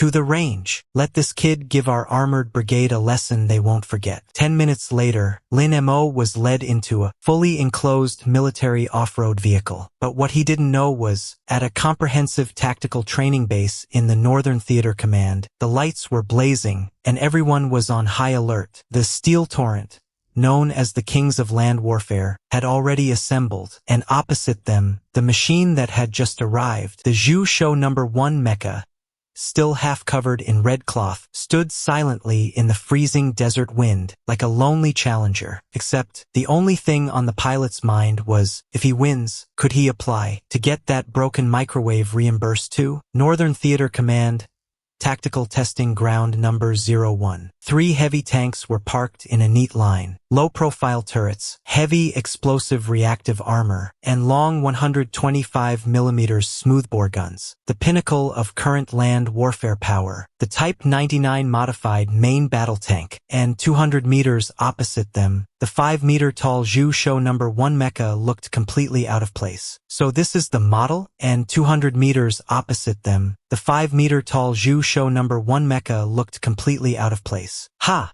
So this is the model? Tank Company Commander Haida sat atop the lead turret, chewing gum, with a look of pure disdain. Laughter from other crews crackled over the radio. I heard it was brought in from Zhonghai, some rich kid's birthday present. Did the commander have too much to drink? Why are we practicing with a toy? A target that big, if it doesn't move, I could blast it to smithereens in one shot. Don't be careless. I heard that thing vaporized a fake mountain. That was a stationary target. We are mobile, steel fortresses. How fast can those skinny legs even run? To me, it's just a giant torch. On the observation deck, Chen Jiangwo, Susenai, and a group of military high ranks sat solemnly. A massive screen displayed real-time data. Chun Jiangwo gave the order into the microphone. Lin Mo was already seated in the cockpit. He had operated it once before, but that was just taking a few steps on a lawn. Now he was in the desert, facing 3 tanks radiating murderous intent. It would be a lie to say he wasn't nervous. System Terrain identification complete. Sandy terrain. Off-road mode recommended. An electronic voice echoed in his mind. Lin Mo paused for a moment. Activation command. Confirmed. Power output increased to 40%. Gyroscope sensitivity set to maximum. With Lin Mo's confirmation, the mecha emitted a heart-stopping mechanical grinding sound. From the once flat mechanical soles, several half-meter titanium alloy claws suddenly snapped out, digging deep into the sandy ground. This is Subject 1. Mobility, evasion, and survival capability. The referee's voice echoed through the broadcast. Blue team tanks will use simulated laser combat systems. If the red team mecha is hit, it will be judged a failure. Countdown 3, 2, 1. Start. The engines of 3 tanks roared simultaneously, black smoke billowing from their exhausts, treads kicking up clouds of dust, charging toward the mecha in a wedge formation. This speed. Lin Mo stared at the red dots on his HUD. Way faster than my crappy electric scooter. The lead tank fired first. Though it was a simulated laser, flames still erupted from the muzzle, along with the smoke of blank rounds. But in the next second, the driver's smile froze. The red mecha had suddenly vanished. Not vanished, but its movements were simply too fast. Look closely. The mecha didn't turn and run clumsily like a human. Instead, its massive upper body, using its waist as an axis, performed an eerie 90-degree side tilt, just like the bullet dodge scene in The Matrix. This was done by dozens of tons of steel 5 meters tall. Evasion successful. A major general on the viewing platform crushed his binoculars in his grip. What kind of actuator is this? How can something weighing dozens of tons sidestep like that? Can its waist bearings even handle that? Lin Mo didn't have time to worry about the bearings. He only knew that his aimbot hack, the passive evasion feature of the fire control system, had automatically triggered a warning, multi-target lock-on. Recommendation. Take the initiative. As Lin Mo watched the 3 red dots closing in, his stubborn mechanic spirit flared up. Bullying me because I have no shells, huh? Fine. I'll just dismantle you. Lin Mo slammed the control lever forward, stomping down on the pedals. The turbine fans on the mecha's back suddenly accelerated. Though there were no flames, the massive suction whipped up a storm of yellow sand. With a grunt, the mecha's legs surged with power, launching it forward like a rocket. Zhu Shou number 1 was like a giant steel grasshopper, leaping across dozens of meters in a single bound, landing squarely on top of the leftmost tank. A thunderous crash. The tank crew felt as if the sky had collapsed. 28 tons of weight slammed down, the tank's suspension screaming in agony, the treads sinking deep into the sand. Half a meter deep. Slam dunk on your head, Lin Mo shouted instinctively. The mecha didn't stop there. Using the momentum of the fall, a mechanical hand seized the tank's gun barrel. So this is your gun barrel, huh? Looks pretty sturdy. Wonder if it works as a crowbar? Lin Mo yanked the mechanical arm upward with all his might. The tank's proud gun elevation hydraulic system, faced with the mecha's unreasonable strength, was like a fragile plastic toy. With the sound of spraying hydraulic fluid, that 125mm gun barrel was brutally bent into a perfect 90-degree right angle. Tank 1 is combat ineffective. The referee's voice came over the broadcast, trembling with shock. This was a total slaughter, products of entirely different eras. The remaining 2 tanks panicked. Scatter! Black Tower screamed. Don't let it get close. This is fucking insane. He bent a cannon with his bare hands, but the mecha gave them no chance. Lin Mo was now completely in the zone. He found the mecha's handling even more intuitive than his favorite wrench, since it's off-road mode. Then let's run. The mecha leaped off Tank 1, landing on all fours. Indeed, to maintain balance, Lin Mo switched the mecha to beast mode. Now, it looked more like a red mechanical gorilla, sprinting across the sand on all fours, moving so fast it left afterimages. A few seconds later, he caught up to Tank 2. This time, Lin Mo didn't bend the barrel. Instead, he extended a mechanical hand, gripping the tank's drive sprocket with pinpoint precision. Lin Mo let out a roar, and the mecha's hydraulic system output full power. Before everyone's terrified eyes, one side of the 50-ton main battle tank's tread was brutally ripped upward. The tank flipped over like a clumsy turtle, its treads still spinning in the air, emitting a helpless humming sound. Tank 2 has capsized. Battle lost. Combat capability mobility lost. Only one left, Haida's tank. Haida was no longer disdainful. He was in despair. He watched the red monster turn around, those glowing red electronic eyes staring him down. Reverse.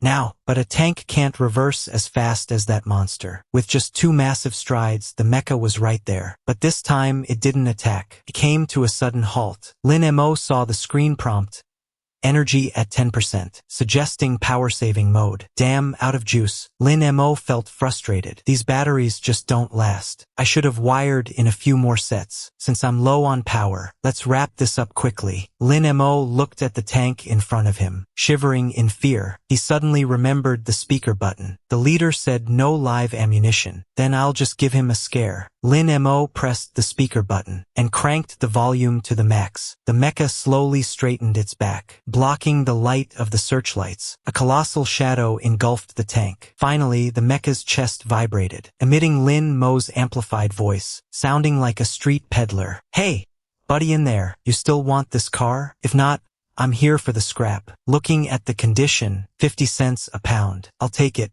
On the viewing platform, Chen Jiangwo might be blunt, but this was an extreme insult. Haida gritted his teeth, trying to rotate the turret to fight back. Seeing this, Lin Mo sighed, refusing the easy way and choosing the hard way. He commanded the mecha to lift its right foot and precisely stepped on the turret ring, locking the turret firmly in place. Then the mecha leaned down, its massive metal face pressing right against the tank sight. The mecha's visor opened, revealing an LED screen full of gibberish. Scrolling across it were words Lin Mo had just typed in randomly: professional repairs, sewer unclogging, high price old appliance recycling, phone 138 XXXXXXXX. Haida stared at the massive ad in his sight and finally snapped. He finally broke. I surrender.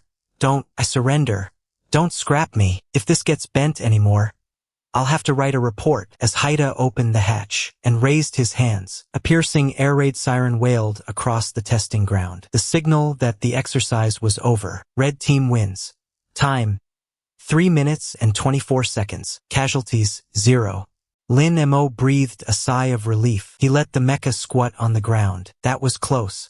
Any longer and I'd have been dead. Meanwhile, the viewing platform erupted in chaos. Su Jinhai was so excited he dropped his cane. He grabbed Chen Jiangwo and shook him violently. Did you see that? That beast-like running posture and that dynamic center of gravity adjustment. That is the pinnacle of bionic engineering. Something we couldn't achieve in 10 years. He just did it by running a few steps in the sand. Chen Jiangwo took a deep breath. His eyes grew misty. As a veteran, he saw more than just technology. He saw the future. This mobility, this power, if mass-produced for the battlefield, it would be the enemy's worst nightmare. Get the car.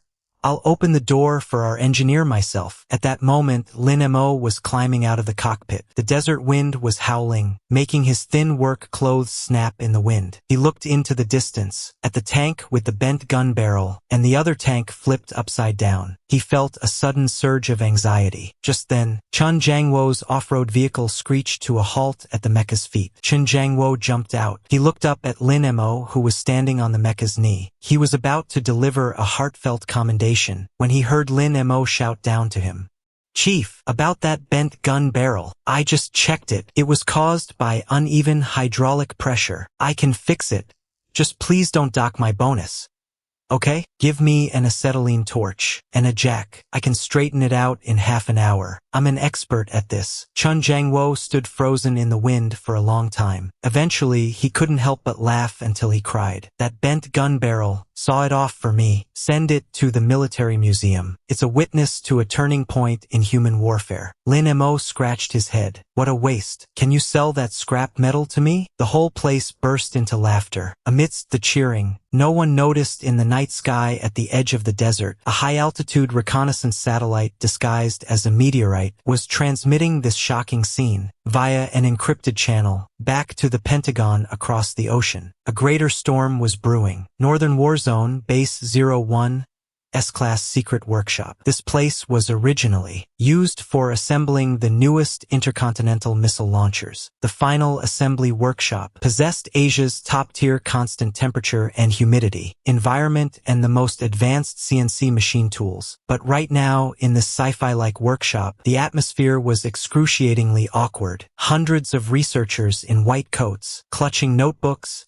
tablets, and voice recorders, looked like a group of eager elementary students crowding around a greasy old workbench. Behind the workbench, Lin Mo, with half a fried dough stick in his mouth, held a vintage welding torch of unknown age, looking completely exasperated as he stared at a titanium alloy plate. Mr. Lin. Academician Li Shangzhen. The nation's leading authority on dynamics was now as humble as an intern. That three-point welding method you just used, could you do it a bit slower? Our high-speed cameras caught it, but the thermal imaging shows that the moment the second weld point touched, there was a bizarre temperature jump. Why is that?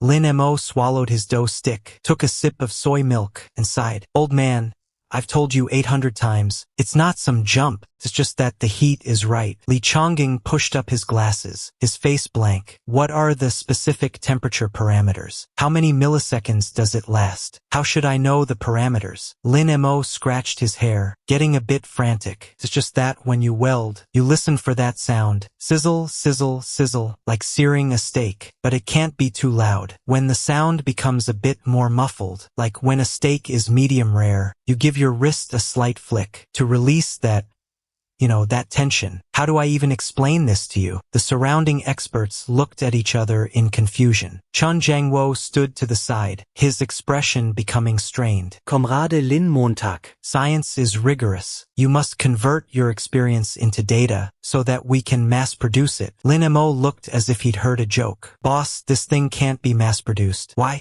Chen Jiangwo frowned. Because every piece of metal has its own temperament. Lin Mo put down the torch, pointing at the titanium alloy plate. Look, although this plate's factory standard is TC4, the density of the bottom left corner is about 0.001% higher than the top right. Instruments can't detect it, but I can feel it the moment I touch it. So when I weld the left, I bump up the current one notch. And when I weld the right, I let it heat up faster. If you follow a uniform standard, this plate would have cracked long ago. Dead silence fell over the room. Feeling a 0.001% density difference by hand, is this even possible for a carbon-based life form? A young PhD stepped forward, a genius graduate from Tsinghua's special class. He harbored a prejudice against Lin Mo's unorthodox ways. Mr. Lin, this contradicts the basics of material science. Human tactile thresholds cannot reach this level of precision. Lin Mo glanced at him without saying a word. He casually grabbed a handful from the nearby scrap pile, about dozens of screws of different models, and scattered them across the table. You can count them, or weigh them, Lin Mo said calmly. There are 32 grams of M4 screws here, and 18 grams of M6 screws. One of the M6 screws has a stripped thread, and one of the M4S isn't made of 304 stainless steel. It's a 201 fake. The young PhD froze for a moment, then immediately called for a precision scale and a microscope. 5 minutes later, the doctor looked up, face pale, staring at Lin Mo as if he were a ghost. The team had even found that 201 grade screw. A collective gasp echoed through the workshop. Chen Jiangwo took a deep breath. He finally understood why that Mecha couldn't be replicated. It wasn't an industrial product at all. It was a masterpiece created by a freak with the hand of God, relying solely on intuition and experience. A one-of-a-kind piece carved by hand. A work of art.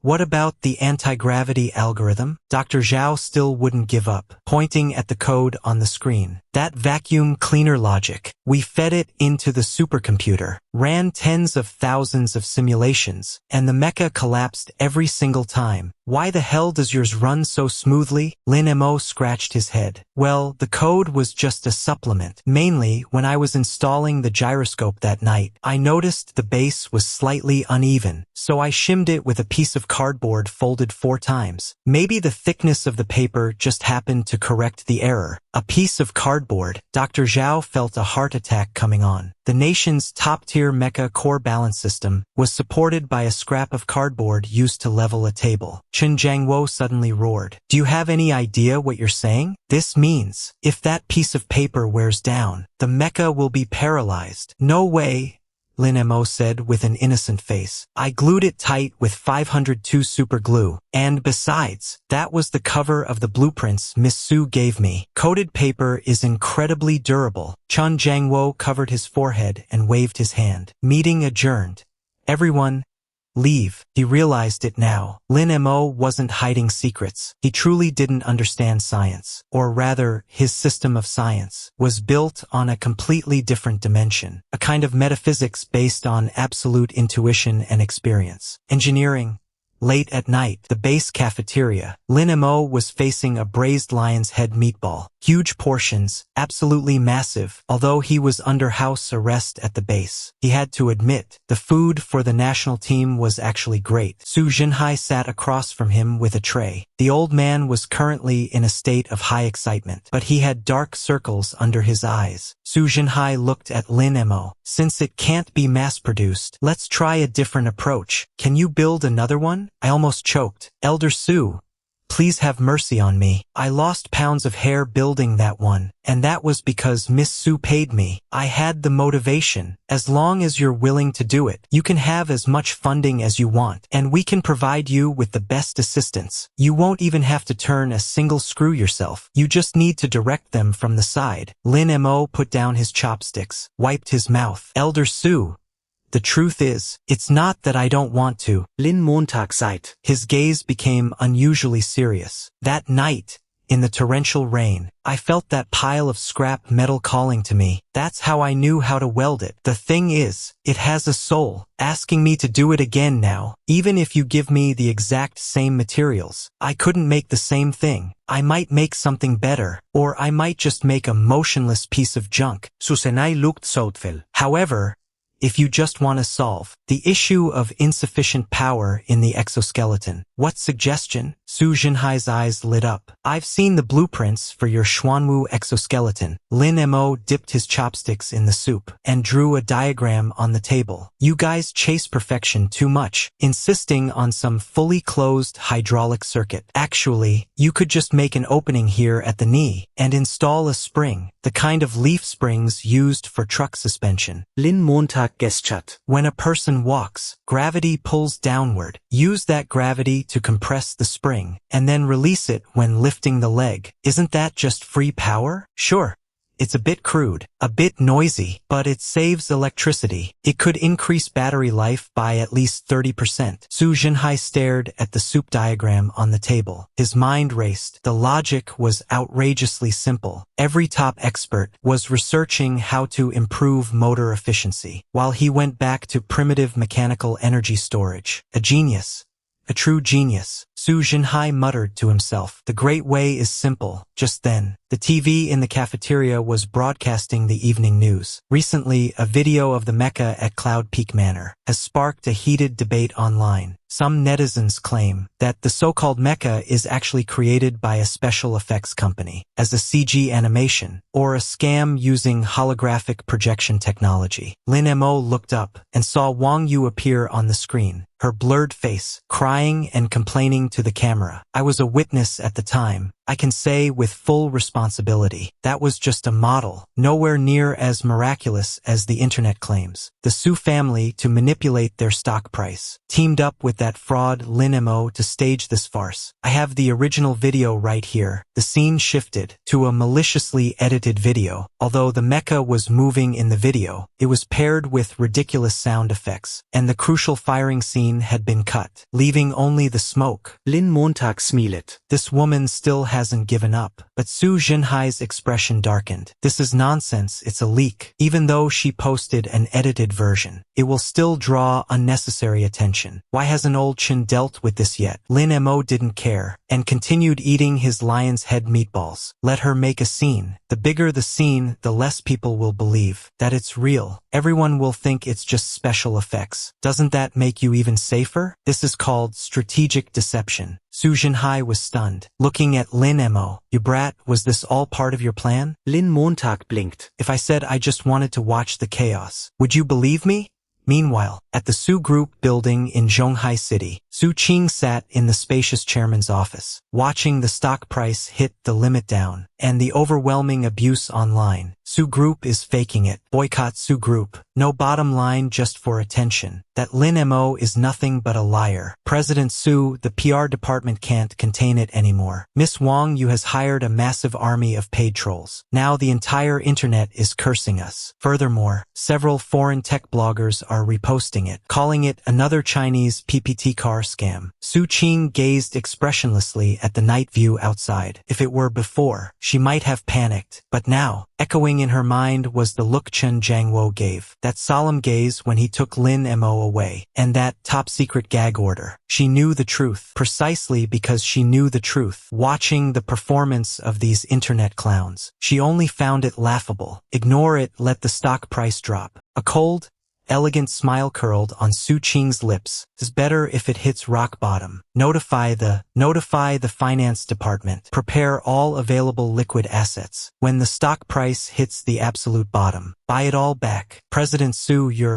Wang Yu wants to play, then I'll play a big game with her. Su Qing stood up, walked to the floor-to-ceiling window, looking toward the north. Just wait, the day Lin Mo returns. Everyone cursing us will be on their knees swallowing their words. But what Su Qing didn't know, behind this online carnival, a pair of cold eyes had already locked onto her. On the rooftop opposite the building, a man dressed in a janitor's uniform was observing Su Qing's office with high-power binoculars. He pressed his earpiece and said, "Target confirmed. The engineer is in a military base and inaccessible, but the financier is right here. Capturing her will force the engineer to appear. Operation code: dismantle." Storms in the digital world often strike harder than those in reality, and are far more absurd. In just 24 hours, the Su family's billion-dollar mecha scam, and searching for the fraudulent welder Lin Mo, these two trending topics, surged onto and Twitter trends. Wang Yu wasn't as stupid as she appeared, or rather, jealousy and hatred had evolved her. She hid in a shady hotel that didn't require ID, holding some internal Su family documents, frantically fueling the fire online. Guys, can you believe this? That Lin Mo doesn't even have a welder's certificate. He's just some guy who fixes electric scooters. Tell me, how can a scooter repairman build a mecha? Isn't he just playing us for fools? In the livestream room, Wang Yu broke down in tears. The chat was flooded with hearts. Poor girl, they wrote. Down with the capitalists. He even released footage of oil stains everywhere and piles of scrap metal. This is the so-called high-tech lab? You expect a place like this to build a mecha? They don't even have a decent toilet. Public opinion shifted completely. Meanwhile, inside the Northern Theater command base, Lin Mo was crouching on the mecha's foot, holding a can of spray paint, touching up the spot grazed by a tank shell, painting it. Lin Montag. You actually have the nerve to paint right now? Chen Jiangwo strode over, holding a tablet. His face was grim. Look at how they're tearing you apart online. Scammer of the century. A disgrace to industry. Want me to have the cyber police ban all these accounts? Lin Mo glanced at the screen. No need for that. Boss, these insults are actually quite creative. Look at this one. If this mecha is real, I'll live stream myself eating shit headfirst. I've noted this guy's ID. Later, let's do a special live stream and make him keep his word. You're way too carefree. Chen Jiangwo shook his head helplessly. But there's something you need to know. While Wang Yu's hype is a farce domestically, it has attracted unwanted international attention. Chen Jiangwo opened a satellite photo. This was taken 3 hours ago, captured by our satellite in international waters. A cargo ship flying the Panamanian flag suddenly changed its course and is now approaching Zhonghai City's waters. Furthermore, our intelligence network in Zhonghai intercepted several encrypted signals, tracing directly back to the Su group. The spray can in Lin Mo's hand stopped. The smile vanished from his face. They're going after Su Qing.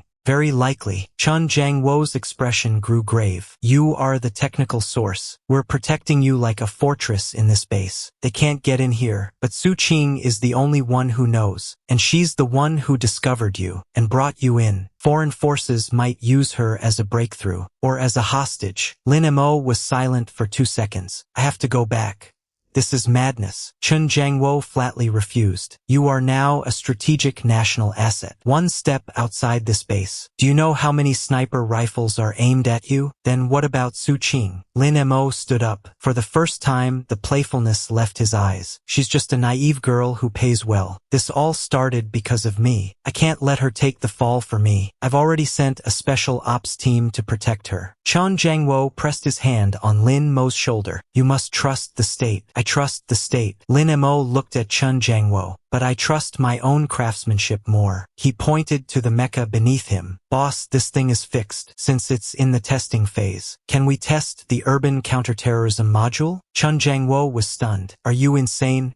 Driving this thing back to Zhonghai? Over 1,000 kilometers. And it's such a massive target. Satellites will spot you before you even enter the city. I have a way to stay hidden. A cunning smile curled on Lin Mo's lips. Did you forget? I have those stealth coatings made from microwaves. And the low-altitude flight mode. Su Group underground parking lot. Su Qing had just finished working overtime. Rubbing her aching shoulders, she walked to her car. In the empty parking lot, only the sound of her high heels clicking against the ground. Suddenly, a strange chill washed over her. Su Qing instinctively stopped in her tracks. Beside her car stood 3 people in gray raincoats. They were wearing masks, their brims pulled low, holding long black bags in their hands. These aren't security guards. Su Qing's heart instantly raced. She turned to run back to the elevators. Miss Su, where are you rushing to? A voice came from behind. Somehow, the elevator exit was also blocked by 2 people in the same attire. Who are you? I'm calling the police. Su Qing tremblingly pulled out her phone. Go ahead and try. The leader slowly looked up, revealing a pair of sharp, hawk-like blue eyes. He held a strange device in his hand. Su Qing realized her phone signal had instantly dropped to 0. A signal jammer.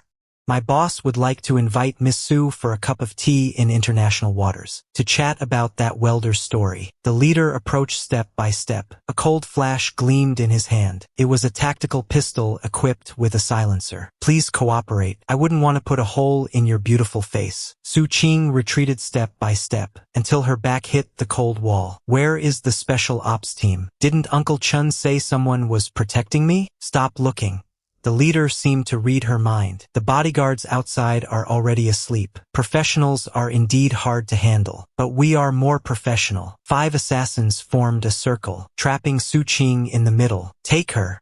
The leader waved his hand. Just as 2 assassins reached out to grab Su Qing's arm, a thunderous crash erupted, like Mjolnir striking the earth. At the entrance of the underground parking lot, the half-meter-thick blast shutter was torn apart instantly like a piece of thin paper. Gale winds and torrential rain surged inside. Along with the storm came 2 crimson beams piercing the darkness, a pair of electronic eyes hovering 3 meters high. The assassins whipped around. Their guns were raised instantly. Under the dim emergency lights, a massive, suffocating black silhouette was crouching silently at the entrance.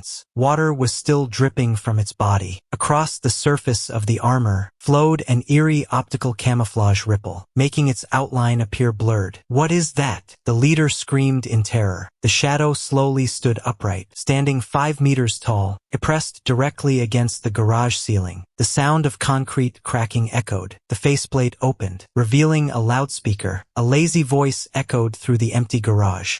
Excuse me, is this the Su Group's underground garage? I'm here for a delivery. Su Qing looked up abruptly. Tears instantly welled up in her eyes. It was that voice, the voice that made her grit her teeth in frustration, yet brought her absolute peace of mind. Despite the shock, professional instinct made the leader pull the trigger. 3 armor-piercing rounds fired in a triangular pattern toward the shadow's chest. But as the bullets hit the armor, they only produced a few insignificant sparks. Not even the paint was scratched. Ouch!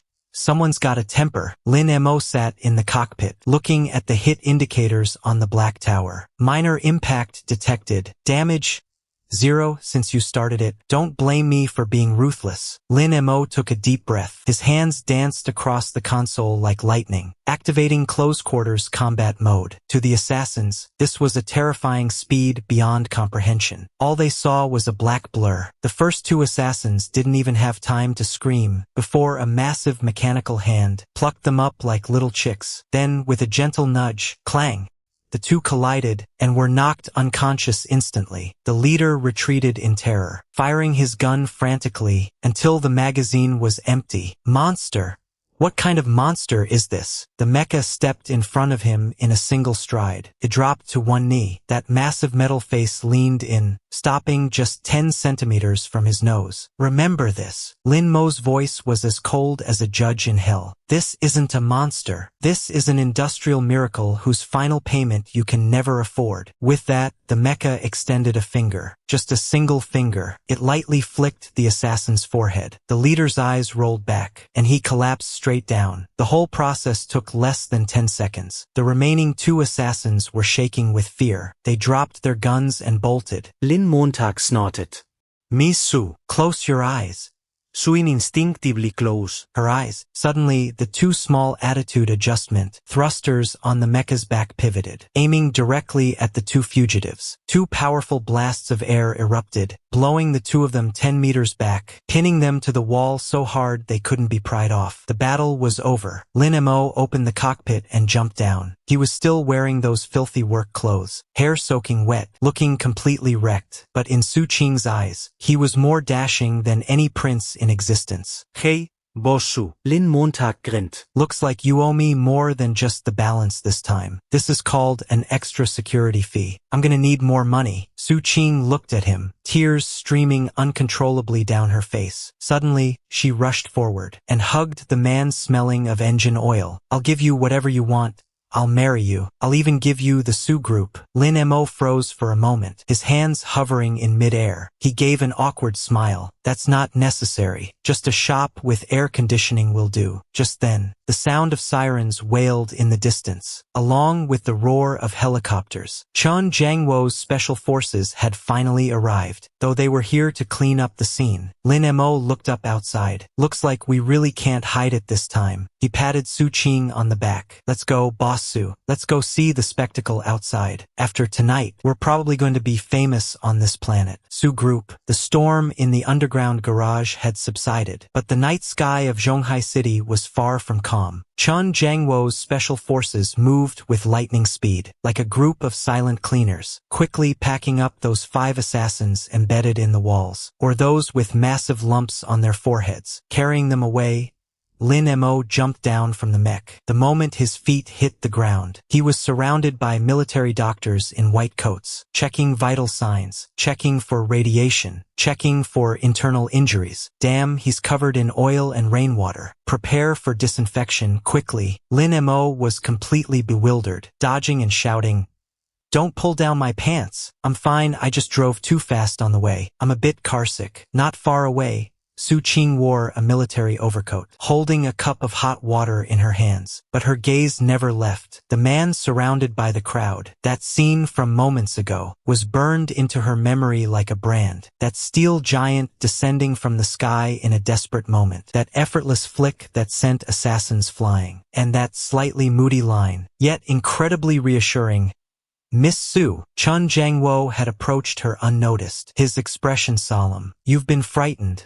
This was our oversight. We failed to fully predict the enemy's madness." Su Qing shook her head. Her fingers gripped the cup so hard they trembled. "Uncle Chen, I'm the one who caused the trouble. If only I hadn't been so reckless, insisting on this birthday gift. It's not your fault." Chen Jiangwo watched Lin Mo arguing with the doctors. Lin Mo, who was refusing the injection. A complex glint flashed in his eyes. Some geniuses are like awls, put in a pocket. Sooner or later, they'll pierce the fabric and show through. You were just the one who handed him the awl. And now, Su Qing glanced at the police lines being set up and the faint flashes of cameras outside. Those were the media outlets arriving on the news. Now that it's become such a scene, how do we wrap this up? Chun Jiangwo let out a cold chuckle. He adjusted his military cap. He turned around, looking at the machine under the lights, the mech that still exuded a suffocating pressure. Since we can't hide it anymore, let them see as much as they want. Only this time, we control the narrative. The next morning, the global internet went into a frenzy. Although the live stream signal was cut last night, although all surveillance footage was deleted, but in an era where everyone is a content creator, some things still slipped through the net. A blurry 5-second video was uploaded to an overseas forum. Then, like a virus, it spread to Twitter, YouTube, and the video's perspective came from a private car passing by the garage entrance. Its dashcam, a massive bolt of black lightning, tore through the heavy blast-proof shutter. Immediately after, a red steel giant with its back to the camera. A visible shockwave erupted from its rear thrusters, vanishing instantly into the depths of the garage. Though the details were unclear, but that size, that speed, and the power to rip through steel like paper. Definitely not CG, the mysterious mecha in Zhonghai. This isn't special effects. The Su family mecha, it's real. These 3 keywords instantly topped global trending searches. The haters who were screaming online that it was a scam now felt as if they were being collectively strangled. Wang Yu hid in a dark hotel, staring at the video on her phone screen, her hand shaking so much she couldn't hold her cigarette. Impossible.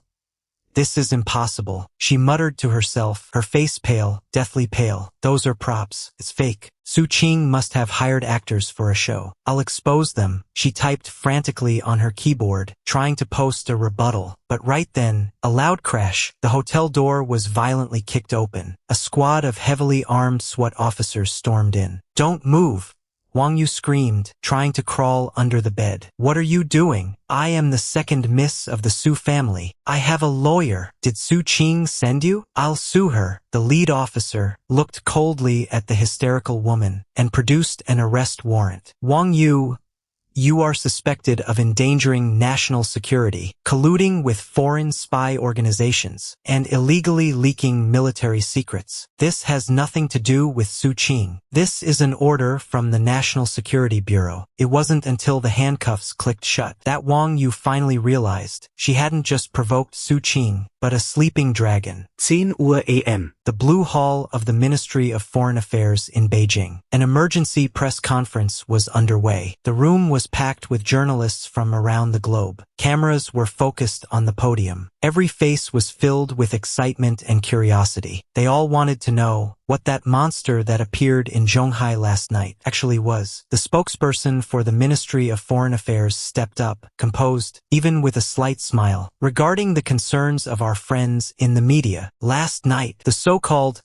unidentified Mecha incident in Zhonghai City, I will provide a unified clarification. The room fell silent instantly, leaving only the sound of camera shutters. That was not a mecha, nor was it a so-called secret weapon. It is a prototype currently being tested by our country, a new multifunctional, all-terrain civilian engineering rescue robot. The audience erupted instantly. Civilian rescue? You call that thing that tears through steel with bare hands, crushes floors with one step, and carries a plasma cannon, even if it wasn't fully revealed? A civilian rescue robot? A blonde, blue-eyed Western journalist immediately raised their hand. Mr. Spokesperson, according to the video footage we have, the device demonstrated extreme mobility and destructive power, which clearly exceeds the scope of civilian engineering machinery. Furthermore, there are rumors that it used some kind of high-energy weapon on site. How do you explain this? The spokesperson smiled slightly. My dear journalist friend, you have quite a vivid imagination. First, regarding the destructive power, since it is engineering machinery, it must be capable of clearing debris and moving heavy objects. Its strength is simply enhanced to better serve earthquake and disaster relief. As for the high-energy weapon, it is actually a high-power plasma cutting device, primarily used to quickly cut through steel bars in ruins to rescue trapped civilians. This is for saving lives. How could you call it a weapon? As for the mobility, the spokesperson shrugged. Because we had to consider various complex disaster terrains, such as mountains, ruins, and swamps, so we designed it with 2 legs, to make it run faster. Is this not perfectly logical? The journalists below were stunned. It sounded so convincing that they couldn't even refute it. But this was blatant lying through his teeth. Who has a rescue robot 5 meters tall, whose cutting machine can blow up a rockery from a distance? To give everyone a more intuitive understanding of this product, the spokesperson continued, we have specially invited the chief designer of this engineering robot, Mr. Lin Mo, to answer everyone's questions live. Lin Mo walked out in a black suit that clearly did not fit him. It was obviously borrowed at the last minute. The sleeves were too short. His hair had been slicked straight back. Every strand was frozen in place with gel. He walked out with a stiff expression. He had never seen this many cameras in his life. He felt like a duck being roasted over an open fire. Backstage, Chun Jangwo whispered through the earpiece. Lin Mo, remember what I taught you. If you slip up, just insist that it is for civilian rescue and brick moving. Even if they ask why it has machine guns, say they are for shooting mosquitoes. Lin Mo took a deep breath. He walked up to the microphone and forced out a smile uglier than crying. Hello, everyone. I'm the designer Lin Mo. A reporter from Eagle Country immediately fired the first question. Mr. Lin, about this rescue robot of yours, did you use such an aggressive red paint scheme? And its exterior design looks very much like a war machine from our Eagle Country sci-fi movies. Does that imply some hidden intention on your side? Lin Mo froze for a second. Red paint? Aggressive? Well, Lin Mo scratched his head. Even all that hair gel could not stop his old habit. Honestly, we chose red because Miss Sue said it looked festive. It was originally meant as a birthday gift for Grandpa. Red means blessings and long life, right? As for the appearance, I modified it from a Tenuan plastic toy I bought at a street stall. I have not even seen your movies. The whole room burst into laughter. The reporter's face turned green. Then may I ask, what is that huge turbine thruster on its back? What is that for? Does a rescue robot need to fly? Oh, that. Lin Mo started making things up with a straight face. That is a high-powered blower. Think about it. If a disaster zone catches fire or fills with toxic gas, you turn on that fan to blow the smoke away, so rescuers can enter safely. That is perfectly reasonable, right? Then why is its arm strength said to be able to lift a tank? That is exaggerated. At most, it can lift a dump truck. After all, sometimes the road gets blocked, and you have to move the vehicles away. Then why does it have anti-radar coating? That is to prevent rust. I just used a thicker coat of paint. The entire press conference turned into Lin Mo's stand-up comedy show. No matter how the reporters tried to corner him, no matter how many traps they set, Lin Mo always answered with the simplest, most ridiculous, yet somehow most down-to-earth explanations. The fire control radar was for locating vital signs. The electromagnetic jammer was for blocking loud plaza dance speakers, so they would not disturb rescue operations. The mechanical claws were for peeling boiled eggs, to provide nutrition for the injured. In the end, Lin Mo was so annoyed by all the questions that he faced the camera and said one final line. To sum it up, everyone, this is just a slightly bigger, slightly stronger, slightly faster giant toy. Please do not overthink it. We Chinese people love peace. I am just a welder. I only want to fix e-bikes in peace. Thank you. After saying that, he ignored the unfinished conference and turned around to slip away. Backstage, Qin Jiangwo laughed so hard his stomach hurt. He slapped his thigh. Good kid. The future head of the Strategic Bluffing Bureau has to be you. Meanwhile, across the ocean at the Pentagon, a group of generals stared at the live stream and slammed their coffee cups in rage. A rescue robot? Whose rescue robot uses a nuclear battery? And on top of that, it has phased array radar? This is blatant mockery of our intelligence. Find out exactly who this Lin Mo really is. I do not believe he is just a welder. He must be the mysterious person in charge of the Heavenly Palace project. Report, General, we checked. He really does own an e-bike repair shop, and his payment records show that the day before buying the materials, he spent 9.9 yuan on a handmade Mecha model guide. The generals fell silent. After the storm passed, Lin Mo's life changed completely. He could not go back to that shabby repair shop, although Chen Jiangwo really did send people to fix his roof and even install central air conditioning. The place had already become an internet-famous check-in spot. Every day, hundreds of streamers camped outside and went live. Some people even stole the scrap screws he had thrown outside as souvenirs. Now residing in the core area of North War Zone Base 01. Here stands the Lin Mo laboratory, built specifically for him. They call it a laboratory, but it looks more like a massive scrap yard. This was Lin Mo's strict requirement. Too clean. I can't get any inspiration. That's what Lin Mo told Chen Jiangwo. Get me some scrap metal, the older, the better. Preferably the rusty kind, something with a soul. So the military had no choice but to pull from decommissioned equipment depots nationwide, hauling in dozens of trainloads of scrap tanks and planes. At this moment, Lin Mo is wearing his signature overalls. Though made of special bulletproof fiber, he's squatting in the middle of a pile of scrap, holding that old-fashioned gun, humming a little tune. In front of him, the birthday machine number 1 mech has now been officially named Xian Nu 01 by the military. The prototype is currently stripped to pieces. Chief Designer Lin, Dr. Zhao, walks in clutching a thick stack of documents, his face a picture of helplessness. Ever since Lin Mo became the chief designer, the actual scientists, have been reduced to nothing more than cleanup crews. Orders from the military commission have arrived. Dr. Zhao pushed up his glasses. Recently, the Nimitz-class carrier strike group of the Angjiang nation plans to conduct freedom of navigation exercises in these waters. Intelligence shows they've brought 12 Raptor exoskeletons and 2 classified Titan heavy mechs. The higher-ups are asking if Xian Nu 01 can be taken out for a spin. Lin Mo doesn't even look up, currently lubricating a finger joint of the mech. He's using lard. He claims it's smoother than industrial lubricant. You mean go fight, right? Lin Mo curls his lip. Old Zhao, this is a rescue robot. Can we stop thinking about killing and fighting? Dr. Zhao's mouth twitches. Chief Designer Lin, you just installed a set yesterday of missile racks stripped from a J-20. And you're telling me this is for rescue? Those are for launching rescue supplies, Lin Mo says confidently. If the disaster victims are hungry, I'll fire a missile over, filled with steamed buns. How convenient. Dr. Zhao decides not to argue. Anyway, the higher-ups mean that the opposition is coming in strong this time, clearly targeting that last video. They want to test our limits. If we don't show our blade, they'll just keep pushing. Commander Chun asks, if you go up against those 2 titans, what are your chances? Lin Mo stops his work, stands up and wipes the lard off his hands. Titans?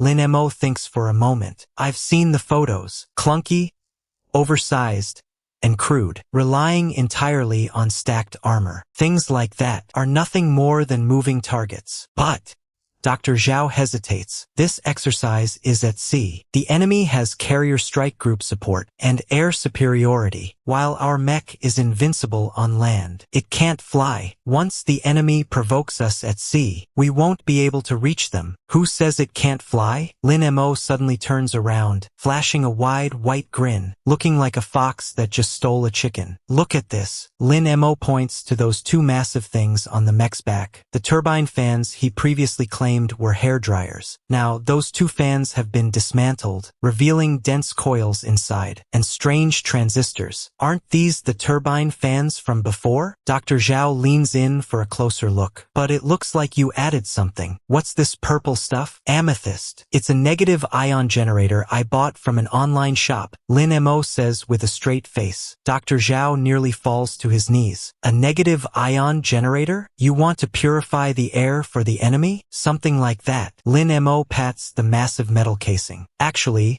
when I saved Su Qing that day, I noticed a problem. The mech jumps high, but the airtime is too short. So I figured, could I use the principle of electromagnetic anti-gravity? Electromagnetic anti-gravity? Dr. Zhao's voice jumps an octave. Chief Designer Lin, That's something in theoretical physics. That is still being debated. You've solved it. It's not that mystical. Lin Mo waved his hand. I just figured microwaves can heat water molecules. So if I tune the microwave frequency to a specific band, could it heat the air, creating an upward high-pressure air cushion, and then combine it with this negative ion generator to create a charge difference, utilizing the geomagnetic field. In reverse, that's the idea. Look at maglev trains, don't they float too? Dr. Zhao was completely bewildered. Microwaving air, negative ions, geomagnetic fields, anti-gravity flight. If these formulas were in a paper, the reviewers would tear it to shreds. Have you tried it? Dr. Zhao asked tremulously. Lin Mo pointed to the lab ceiling. Dr. Zhao looked up and saw the 10-meter-high reinforced concrete ceiling had a massive circular hole in it. I didn't control the power well last night. It was a bit too high. Lin Mo said sheepishly. Remember to find someone to patch it up later. Dr. Zhao stared at the hole and swallowed hard. You call this flying a bit too high? This is trying to blast straight to heaven. Since it can fly, Dr. Zhao took a deep breath. His eyes began to glow with excitement. Then we have air superiority. Chief Engineer Lin, this is a strategic breakthrough. We need to conduct sea trials immediately. Lin Mo stopped the excited Dr. Zhao. This thing has a side effect. It's a bit noisy when flying, and because it ionizes the air, creates a visual effect similar to an aurora. It's too flashy. Doesn't fit the low-profile persona of our rescue robot. Why fear being flashy? Dr. Zhao waved his hand dismissively. We're about to confront a carrier strike group. The more badass, the better. Chief Engineer Lin, please get ready. Commander Chun said, airlift it directly to the East China Sea front tomorrow morning. In a certain Eastern Sea area, the waves surged. The U.S. Nimitz-class nuclear aircraft carrier was cutting through the waves. On the deck, 2 8-meter-tall black mechs, Titan Type I, were undergoing final calibrations. These were secret weapons jointly developed by Boston Dynamics and Lockheed Martin. Though their movements were slightly clumsy, they were equipped with heavy Gatling guns and Hellfire missiles, true killing machines. Report, sir. Chinese naval fleet spotted ahead. On the bridge of the U.S. fleet, the U.S. High Command lowered their binoculars. A smug smile played on their lips. If they enter the restricted zone, they will bear the consequences, sir. There seems to be something red on their ship. Smith frowned and raised his binoculars again. On the deck of the distant Chinese destroyer, that familiar red figure stood prominently. Humph, it really is that rescue robot. Smith sneered. What's the point of bringing it to sea? To be a mascot? Our Titans can slide across the deck. What can it do? Jump overboard and commit suicide? Right then, the red mech moved. It didn't move clumsily, as Smith had expected. It slowly spread its arms, the 2 massive turbine thrusters on its back. A sound never heard before, a high-frequency vibration like a whale's low moan, instantly pierced through the roar of the waves, reaching the sonar of every U.S. warship. Then, under everyone's horrified gaze, that red mech weighing dozens of tons actually began to float slowly. No exhaust flames. No black smoke. It was as if an invisible hand of God was lifting it, defying the law of universal gravitation, floating weightlessly in midair. My God. The binoculars slipped from Smith's hand. What kind of technology is this? But it wasn't over yet. In the communication channel, that nightmare voice suddenly echoed. This time, it forced its way through the all-band public broadcast with a thick Chinese accent. Can you hear me? This is Rescue 1. To the guy driving the big boat ahead, you're blocking my view of the ocean. Look, please move aside. Otherwise, if my hand slips and I drop a rescue bun on you, I'm afraid it might smash right through your deck. Along with the sound, the Shen Nu 01 Mecha hovering in midair, its rear racks slowly opened, revealing 2 pods labeled relief supplies, but they looked exactly like hypersonic anti-ship missiles. And in the mecha's hand, it suddenly produced a massive light sword. No, that's a plasma cutter. Except Lin Mo had cranked the power to the max. The beam stretched a full 40 meters. This is a rescue robot. Smith roared. What kind of rescue robot carries a 40-meter blade? Retreat immediately. That day, the Eagle Nation's fleet, without a single shot fired, due to a navigation system failure, made an emergency U-turn and fled the area. And the photo of the red mecha hovering over the sea, holding a 40-meter light sword, became the cover of Time magazine's Year in Review. The headline simply read, The rabbit is formidable. God is Chinese. Inside the cockpit, Lin Mo watched the fleeing fleet and sighed with regret. Damn, I didn't even get to test my anion light sword. I heard it can sterilize things. I wanted to give their aircraft carrier a little disinfection. 3 days after the Eastern Sea standoff, the global landscape underwent a subtle and ridiculous shift. Although the Eagle Nation withdrew, they remained stubborn in the international media, insisting that the retreat was caused by navigation chaos due to abnormal weather, and hinting that Huaxia used some holographic projection technology to create panic. To this, the rabbit replied with a single word. This one word caused little damage, but the insult was devastating. The Eagle Nation's high command completely lost it. In the Eagle Nation's conference room, ashtrays were smashed to pieces. Several high-ranking officials, with faces pale with rage, stared at the global influence assessment report submitted by the think tank. Because of that farce of retreating without a fight in the Eastern Sea, the Eagle Nation's international prestige plummeted. Even a few lackeys who had always followed them started secretly sending fruit baskets to the rabbit. We need a war, a crushing, overwhelming victory, to prove to the entire world that we are still the overlords of the blue planet. The president roared in the Oval Office, slamming his desk. His gaze swept across the world map. Eventually, he pointed his finger at a small nation in West Asia. This country not only possessed rich rare earth deposits, but had also recently signed a deep strategic cooperation agreement with the rabbit. More importantly, its military strength was as thin as a sheet of paper. An excuse was quickly fabricated. Carol is suspected of secretly developing weather-scale weapons of mass destruction. In less than 24 hours, the Eagle Nation's 7th Fleet and 2 full-strength aerial strike wings arrived at the city's doorstep. Squadrons of F-35s,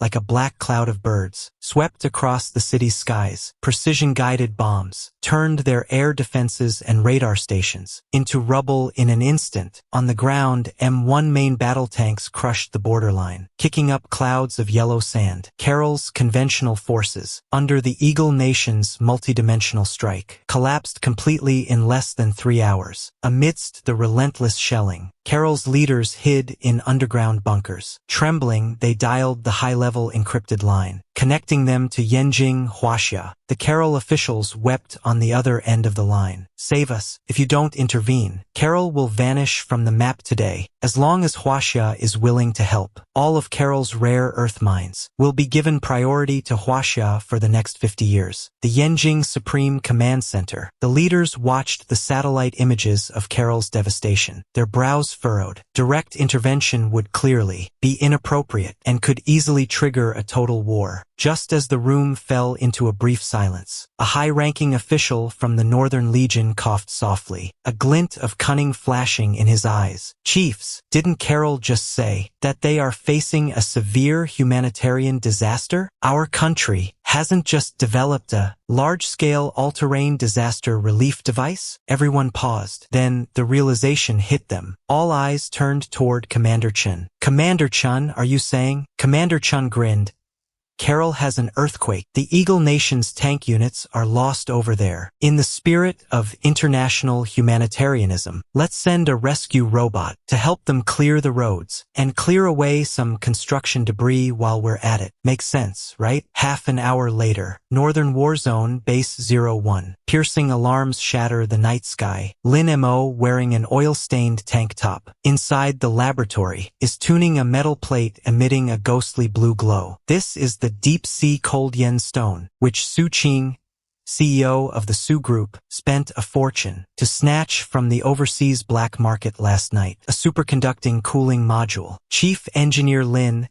Emergency mission. Commander Chen's holographic projection cuts into the lab. Take your toy to Carol for disaster relief. Lin Mo's eyes light up. He casually takes that priceless superconducting module and slams it into the core reactor slot of Shen Nu 01. The Eastern Sea run wasn't satisfying enough. This time, let's test the sandproofing on a desert map. Carol City, High Council Plaza. A high-ranking armored commander from the States stands atop a tank's turret, chewing a cigar, preparing to address the embedded reporter's cameras and deliver a victory speech. In front of him, hundreds of heavy tanks have completed the encirclement. In the sky, a dozen Apache attack helicopters circle above. Just as he opens his mouth to speak, the sky suddenly goes dark. Not birds, not clouds, not storm clouds, but a terrifying shockwave breaking the sound barrier, plummeting straight down from the atmosphere. With a thunderous crash like a meteorite hitting Earth, the plaza's tiles shatter and roll like waves. Amidst the billowing dust, a machine painted brilliant red, with a giant cross emblazoned on its chest, though it was just temporarily taped on with red electrical tape. The behemoth slowly straightens its body. Over the communication channel, there rings out once again the voice that haunts the nightmares of the U.S. High Command, in a Chinese accent. "Can you hear me, William?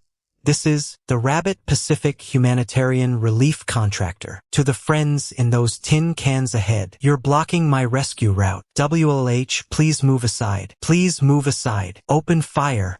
Tear that hunk of iron to shreds." The U.S. commander screams hysterically. Instantly, hundreds of tank cannons fire simultaneously. But as the smoke clears, the red Mecha is completely unscathed. A pale blue energy shield ripples across the Mecha's surface. "Obstructing rescue efforts means I'll have to clear the site first." Lin Mo's fingers fly across the controls. Shen Nu 01 slams both hands into the bedrock. The massive mechanical arms twist with terrifying force, ripping up a 100-meter slab of the Earth's crust. Dozens of enemy little toys don't even get a chance to fire, before being buried under hundreds of tons of rubble. Beyond the horizon, 8 enemy toy planes come screaming in. Lin Mo smiles faintly and activates the high-altitude fire suppression spray system. Thousands of silver metal spheres explode in midair, forming a powerful magnetic EMP cloud. 8 fifth-generation stealth fighters go dark instantly, plummeting one by one into the desert. In less than 10 minutes, the arrogant toys of the States have been turned into a massive scrap yard. Final step, clearing the remaining hazards. From the hand of Shen Nu 01, pops out a 40-meter high-temperature blue plasma blade. Screech.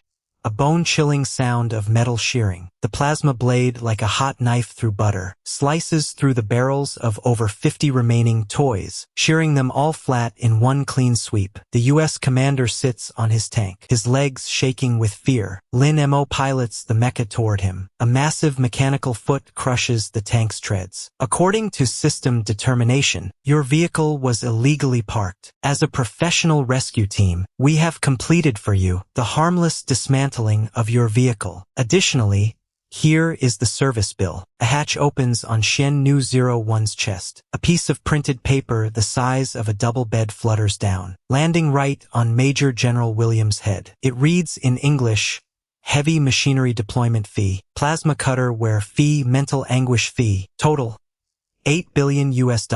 Looking at this absurd bill, the U.S. commander's eyes roll back, and he faints from sheer rage. Not far away, at the exit of the air raid shelter, high-ranking officials of Kala City were moved to tears. They handed over all the soil-absorbing mineral veins, grateful for Huaxia's humanitarian rescue. Meanwhile, this one-sided, obstacle-clearing operation was being live-streamed in HD across the global network. The entire internet exploded. What kind of rescue contractor is this? Your rescue team sends an $8 billion bill? See that giant red cross? That's a physical cross meant to bury the enemy. Inside the Pentagon, the atmosphere was suffocating. The president watched the screen, seeing Major General William collapse. He trembled with rage, smashing his coffee cup. "This is the easy target you talked about? A single rescue Mecha took on half of our theater's forces alone. Mr. President," a general reported, wiping cold sweat. "The bad news is, Huaxia's Ministry of Foreign Affairs just issued a statement urging us to settle the $8 billion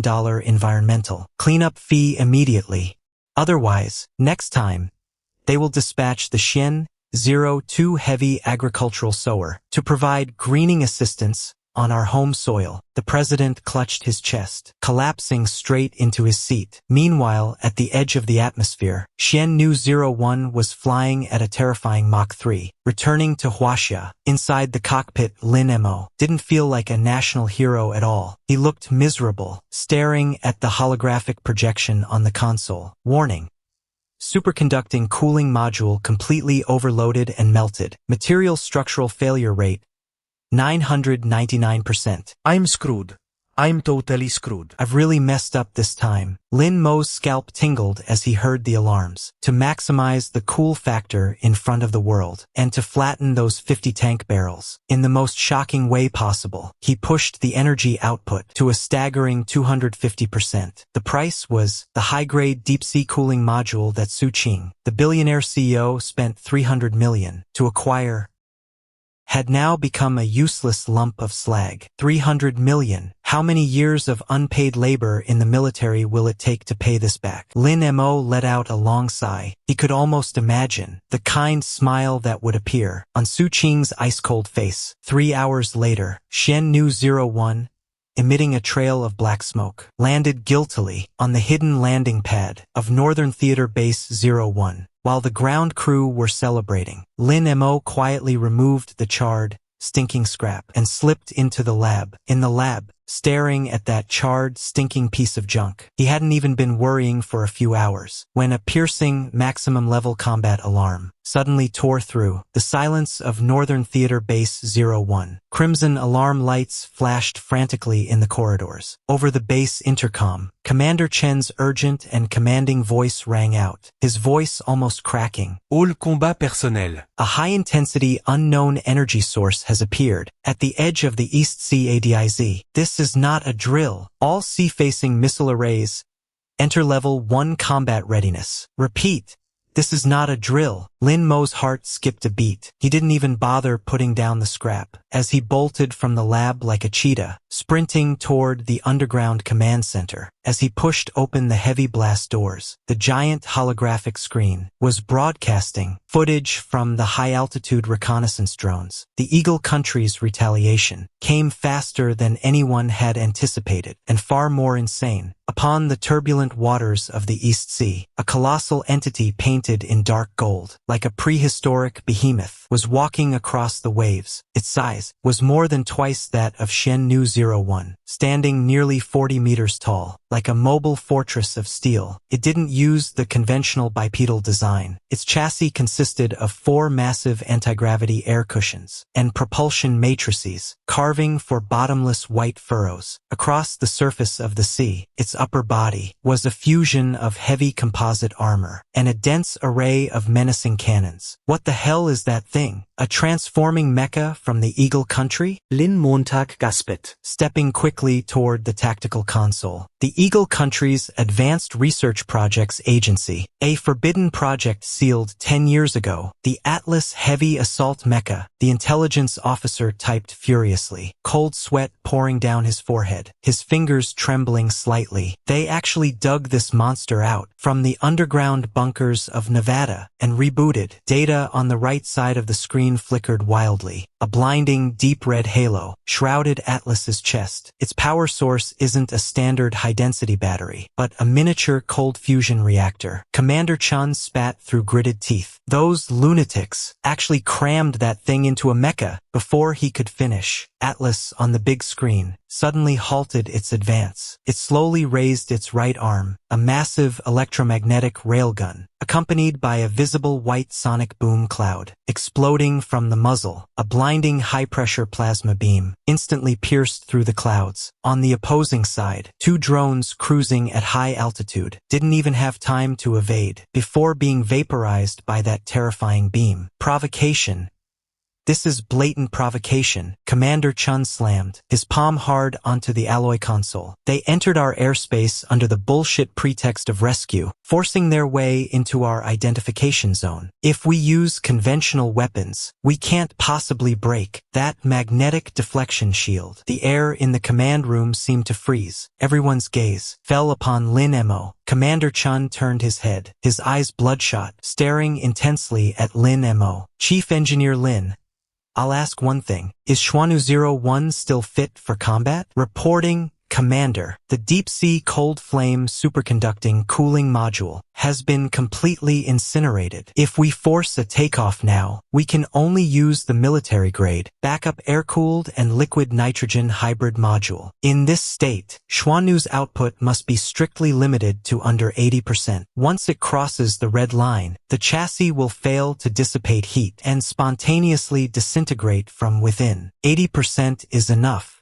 Launch it. Commander Chun suddenly drew his sidearm and slammed it onto the table. Even if it were a tractor, it would have to be driven to the Eastern Sea today. Not a single inch of our waters to the enemy. Prepare for launch. 10 minutes later, Xuanu-01, carrying its unhealed wounds, amidst a piercing roar, was launched from underground, its slender silver-white frame still dazzling under the sunlight. But Lin Mo knew that this mecha was like a boxer with a high fever, forced to step into the ring. However, reality was far colder and more brutal than lab data. When Xuanu-01 broke through the clouds and met the dark golden Atlas head-on over the Eastern Sea, the crushing pressure of the technological gap instantly became suffocating. Atlas didn't bother with any close-quarters combat techniques. It was a mobile disaster with infinite energy. Swarms of micro-homing missiles, like an enraged swarm of bees, trailing long plumes of white smoke, completely surrounded Xuanu-01. Then, the plasma cannons on its arms began to roar frantically, weaving an airtight web of death. Inside the cockpit, Lin Mo's eyes were locked onto the holographic screen, staring at the dense trajectory prediction lines. Amidst the concentrated fire, Xuanu-01 executed various evasive maneuvers that defied aerodynamic limits, but against absolute fire suppression, even the most exquisite piloting felt futile. Warning: left-wing auxiliary balance armor damaged 15%. Backup liquid nitrogen cooling system has reached critical temperature. Warning: surface temperature exceeds 800 degrees. Titanium alloy armor showing signs of softening. Lin Mo was drenched in sweat. The high-intensity overload pushed his nerves to the breaking point. He tried to close the distance for melee combat, but Atlas's anti-gravity cushion chassis was incredibly agile over the sea, always maintaining a perfect firing distance of over 3 kilometers. Damn it! You think a giant battery makes you invincible? A flash of ruthlessness crossed Lin Mo's eyes. He ripped off the comms unit from his throat, released the safety locks XUA, power output forced to 120%. The vector engines on Xuanu-01's back blasted a blinding, ghostly blue flame, transforming into a silver flash of lightning. He plowed through 2 plasma blasts that grazed his shoulder, armor melting away in large chunks, but he finally charged right up to Atlas. The weapon bay on the mecha's back snapped open, revealing a 15-meter-long slicing blade, held in the grip of Xuanu-01. With an unstoppable momentum, it slashed violently at Atlas's shield. A deafening clash of metal echoed across the sea and sky. However, a thunderous strike capable of cleaving ordinary mechs only managed to create, on Atlas's electromagnetic deflection shield, a series of violent ripples. The blade of the slaying sword, unable to withstand the massive recoil, actually snapped in half. Then Atlas, with a mechanical arm thicker than Xuanu-01 Sadig, swung back violently, like swatting an annoying fly, smashed heavily into Xuanu-01's chest armor. Lin Mo felt as if he had been hit head-on by a heavy truck. A metallic taste in his throat, a huge spray of blood, splattered across the inside of the holographic visor. Xuanu-01, like a kite with a severed string, plummeted toward the ocean. The superalloy chest armor caved in deeply. Electrical sparks exploded wildly in midair. Core temperature overload at 300%. Backup cooling modules have physically melted down. System forced shutdown. Main power entering paralysis protection mode. Lin Montag, Retreat. Activate the escape pod immediately. That's an order. Through the communicator came Commander Chen's hoarse and desperate roar, looking at the sky, at Atlas, flaunting its power like a god. Lin Mo, consumed by resentment, used a blood-stained fist to slam heavily against the control panel, activating the emergency escape and unit recovery sequence. Xuanu-01. using its remaining backup attitude thrusters, ejected thick thermite, interference smoke, making a desperate crash landing toward the inland coastline. Retreat. This battle didn't just shake the eastern waters, but through the arrogant broadcasts of the Eagle Nation, it shocked the entire world. Inside the Eagle Nation's Oval Office, the high-ranking officials were beaming with joy, laughing as they held their wine glasses. Tell the media, 24-hour global loop broadcast of Atlas cruising through the eastern waters. Meanwhile, at Northern Legion Base 01, in the emergency repair workshop, the air was thick with the acrid smell of burning. The wrecked frame of Shen Nu 01 was barely held up by massive alloy scaffolds, like a critically wounded soldier fighting for breath. Commander Chun watched as medical staff put a cast on Lin Mo's fractured left arm, his eyes reddening. Shaolin,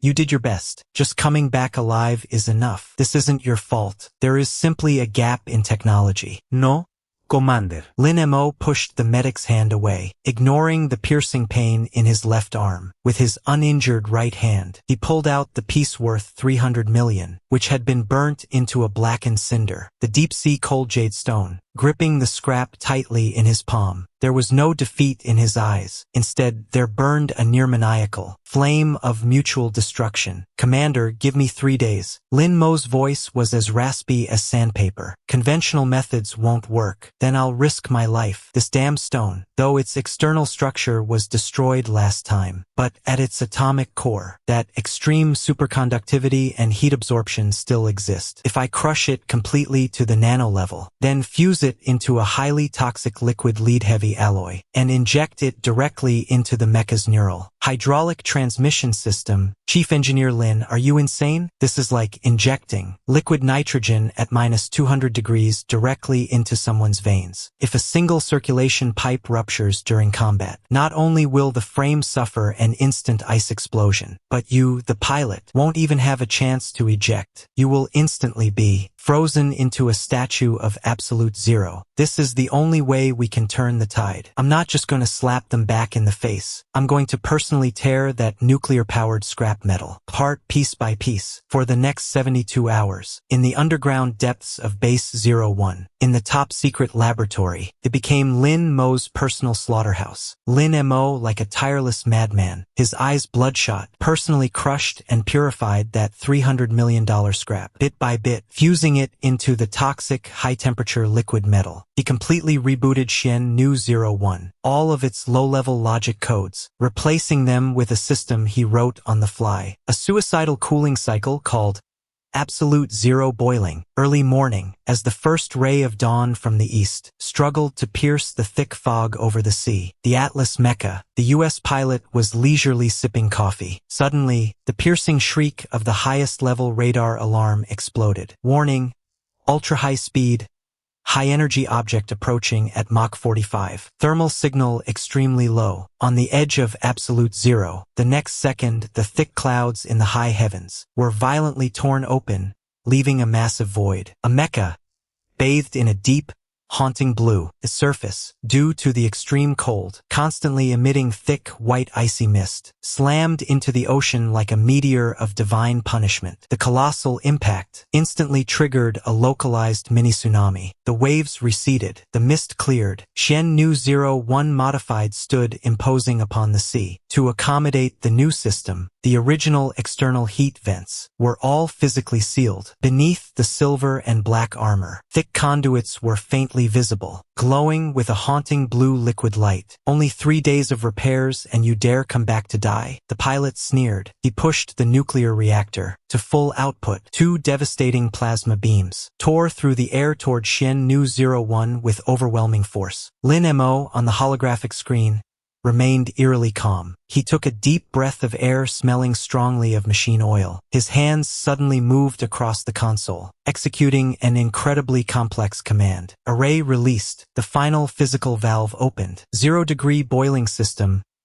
fully activated. Push engine output to 400%. An utterly terrifying chill exploded instantly from the center of Shennu 01. An unbelievable sight unfolded. The raging waters within a 500-meter radius, in the blink of an eye, were frozen into impenetrable black ice, just as the plasma beams were a split second away from impact. Shennu 01 moved, empowered by the 0-degree boiling system's superconducting cooling. It unleashed a terrifying thrust that defied all mechanical logic. A bizarre, sharp Z-shaped zigzag maneuver, Carving a long trail of ice shards across the surface. Instant accélération. Slashing straight into Atlas's absolute melee blind spot. Shennu 01 drew no weapons. Instead, its arms reached out like phantoms, its index finger precisely locked onto the armor gap of Atlas's right arm joint, using the opponent's strength against them. Ever heard of it? Lin Mo let out a wild roar. He yanked hard, controlling Shennu 01 to use the enemy's forward momentum. A staggering torque exploded from its waist, executing a perfect spinning shoulder throw. The 200-ton nuclear monster, Atlas, was actually ripped clean off the ground, slamming violently into the frozen sea. The ice layer collapsed instantly, before the enemy could recover. Shennu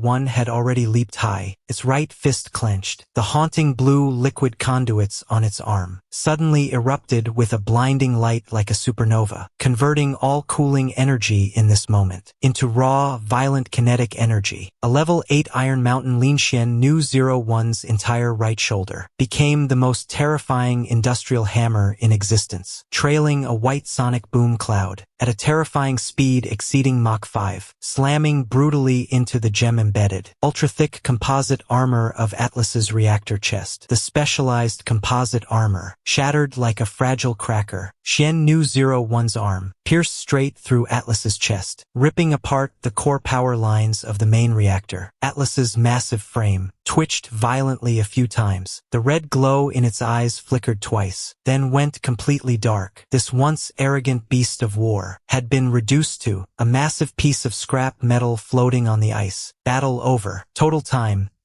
less than 30 seconds. Inside the building's live broadcast hall, a deathly silence fell. The president, face ashen, slumped onto the expensive Persian carpet, completely broken. Meanwhile, the Chinese web and all military districts were absolutely erupting. Half an hour later, as Shennu 01 used its tow cables, dragging the mountain-like wreckage of Atlas, slowly returning to Northern War Zone Base 01, the entire base descended into a sea of madness. Amidst the deafening cheers, Lin Mo's face was deathly pale, frost emanating from every inch of his body. Legs shaking, he slid down the boarding stairs. "We won? Chief Engineer Lin, we won. You are a national hero." Dr. Zhao's face was flushed with excitement, but Lin Mo pushed Dr. Zhao aside. Stumbling and rushing, he ran toward the underground laboratory. His heart was bleeding profusely. That 30-second 0-degree boiling, overclock burst was indeed peak coolness, but the cost was devastating. He had completely burned through the liquid coolant, mixed with 300 million yuan worth of deep-sea cold gem powder. It was completely dried up. Moreover, under 400% overload operation, all 4 hydraulic drive shaft main neuron skeletons were completely scrapped. The total repair costs could build nearly half a brand new frame. Damn it, I won. The Americans must be thrilled, but this time I've truly lost my shirt. Meanwhile, inside Northern War Zone Base 01, there was a festive atmosphere like New Year's. To celebrate the Shennu 01 prototype's perfect debut in the East China Sea, although the official statement was a rescue robot maritime wind resistance test, the base held a high-profile victory banquet. But Lin Mo, the man of the hour, was currently hiding in a corner of the lab, staring miserably at a piece of scrap in his hand. "Chief Engineer Lin, the banquet is about to start. Commander Chun is waiting for you." Dr. Zhao pushed open the door. Seeing Lin Mo like this, he couldn't help but be stunned. "Are you doing scientific research?" "Research my ass." Lin Montag seit. Throwing the scrap back onto the table. I'm thinking about how to survive this. Miss Su is here. Lin Mo pointed outside. She's here to discuss additional investment and tech licensing, but I know she's actually here to check up on me. Last time, to save her, I piloted the Mecha a bit too violently. She said I didn't take care of public property and wants to deduct my final payment. Dr. Zhao couldn't help but laugh. Chief Engineer Lin, you're being a bit humble-braggy. The whole world is begging to buy your patents, and you're worried about a small final payment? Lin Mo shook his head, his gaze deep. This is a matter of principle. Besides, it seems she wants me to meet her parents this time. Dr. Zhao's gossip instinct instantly ignited. Meeting parents? Don't you see Elder Su every day? Not Elder Su. Lin Mo lowered his voice. The Su Qing's parents. I heard they are tough characters too. One is in finance, the other in art. They think that although I'm a famous welder now, I'm still just a rough man, and they fear Su Qing and I have nothing in common. Dr. Zhao patted Lin Montag's shoulder sympathetically. That is indeed a challenge. So what gift did you prepare? Lin Mo's eyes lit up. He pulled a small, dark box from his pocket. Do you think this will work? Dr. Zhao leaned in to look. A flower lay inside the box, but it wasn't a real flower, but a rose crafted from an unknown metal. The petals were thin as paper, showing a dreamy gradient of blue and purple. The stamen consisted of gold wires as thin as hair, with tiny crystals embedded at the tips. Dr. Zhao gasped. Titanium alloy? It's not just titanium alloy. Lin Mo introduced proudly. I made this from the scraps cut by that lightsaber. This titanium alloy has undergone plasma recasting, and its hardness is 3 times that of a diamond. And look at this color. I created this by controlling the thickness of the oxide layer, using the principle of light interference to get this aurora blue. It's the same color as the Mecha's afterburners. Looking at the flower, Dr. Zhao felt as if he saw endless funds burning. Aerospace-grade titanium alloy combined with nano-welding and controlling the oxide layer thickness. The cost of this flower could probably buy a house in Zhonghai City. This is called everlasting romance. Plus, this flower has a hidden function. I hid a high-frequency transmitter in the stamen. Lin Mo pointed to the crystals. If Miss Su ever encounters danger, she just needs to press the stem, and all electronic devices within 5 kilometers will be instantly paralyzed. An anti-creep gadget. What the hell do you mean?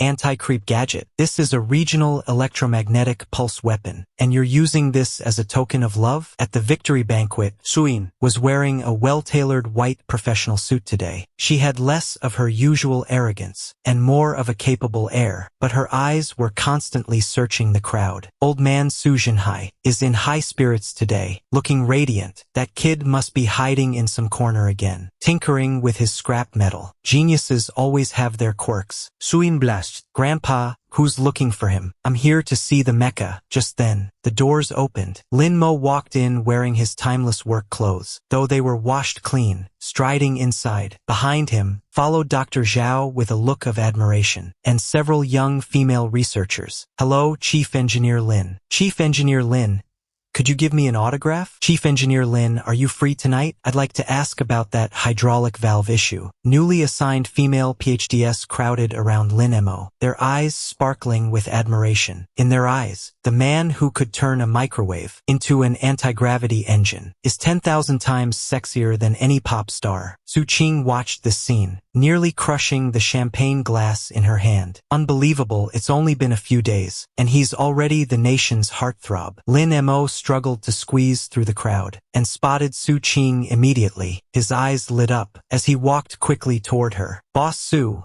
about the payment. Su Qing glared at him, but couldn't hide the smile in her eyes. With so many people here, can you stop talking about money every second? You're practically a national hero now. Have some class, will you? Lin Mo scratched his head. Then let's discuss the depreciation fee for the Mecha. Su Qing laughed in frustration. Just as she was about to speak, she noticed the black box in Lin Mo's hand. What's this? Lin Mo shyly handed her the box. This is for you. Consider it an after-sales gift. Su Qing opened the box. A titanium alloy rose shimmering in aurora blue, glowed brilliantly under the lights. The surroundings fell silent instantly. Those in the know, like the hundreds of scientists present, gasped in shock, amazed by the godlike craftsmanship. Those who didn't understand, like the officials and their families, were completely captivated by its dreamlike beauty.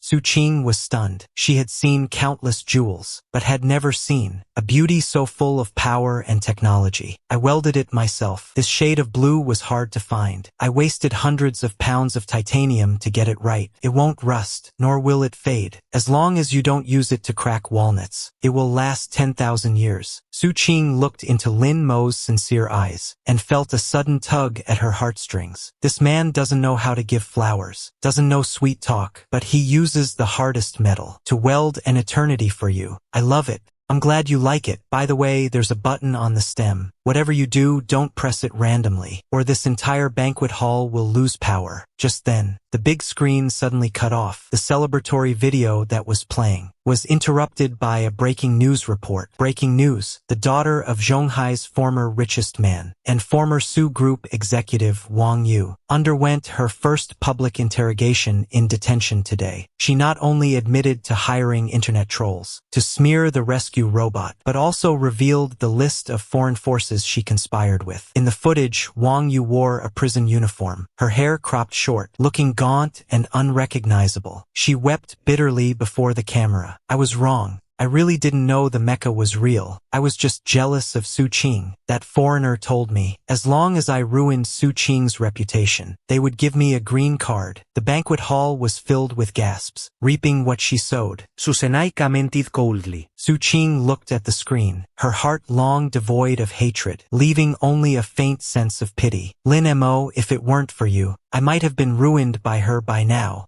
It was no big deal. Lin Mo popped a piece of cake into his mouth. We're partners, after all. By the way, since you've accepted my flower, does that mean the final payment? Su Qing gave a mischievous smile, shaking the flowers in his hand. These flowers are the deposit. The rest, for a lifetime. The crowd cheers. Thunderous applause. Only Lin Mo stands frozen with the cake, his mind racing. A lifetime?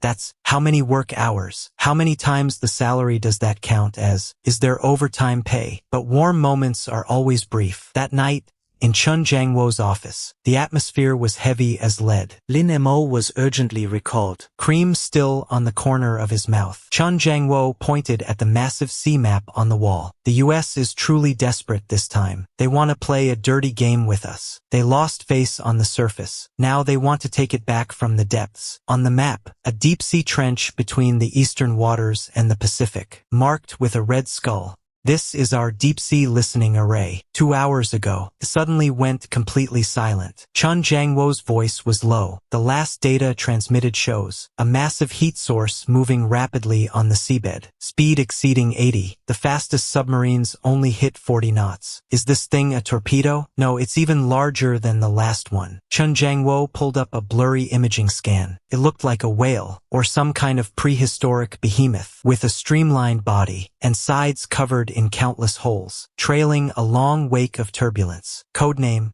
Poseidon, developed by the US DARPA. A deep-sea unmanned underwater vehicle. According to intelligence, it's actually a massive underwater factory, carrying hundreds of drones inside, and possibly equipped with tectonic weapons. An artificial seismic wave generator. Chun Jiangwo slammed the table hard. Those bastards, they want to target our coastal continental shelf, trigger an underwater landslide, and spark a tsunami. If they succeed, the entire coastal economic belt will be submerged. Lin Mo's eyes instantly turned cold. Zhonghai City is where Su Qing lives, and where his broken shop with the new roof is located. Where are our anti-submarine forces? Poseidon is lurking 3,000 meters deep. Our torpedoes can't reach that depth. Depth charges can't lock on either. Its hull is made of special sound-absorbing material. Sonar hits it and finds only dead silence. 3 Kilometers, Lin Montag muttert. The pressure there is 300 atmospheres. Even if a tank went down, it would be crushed into a metal pancake. Orders are to intercept Poseidon at all costs. Chun Jiangwo looked at Lin Mo. But our current deep-sea submersibles have no attack capability, and those that do can't dive that deep. Lin Mo, your Xuanu 01. It was designed for land and the atmosphere. The ceiling is good, but at 3 kilometers it will definitely leak. Once the circuit shorts, it becomes an iron coffin. The office fell into a desperate silence. Time ticked away second by second. According to calculations, Poseidon has 12 hours left before it reaches the target attack position. Unless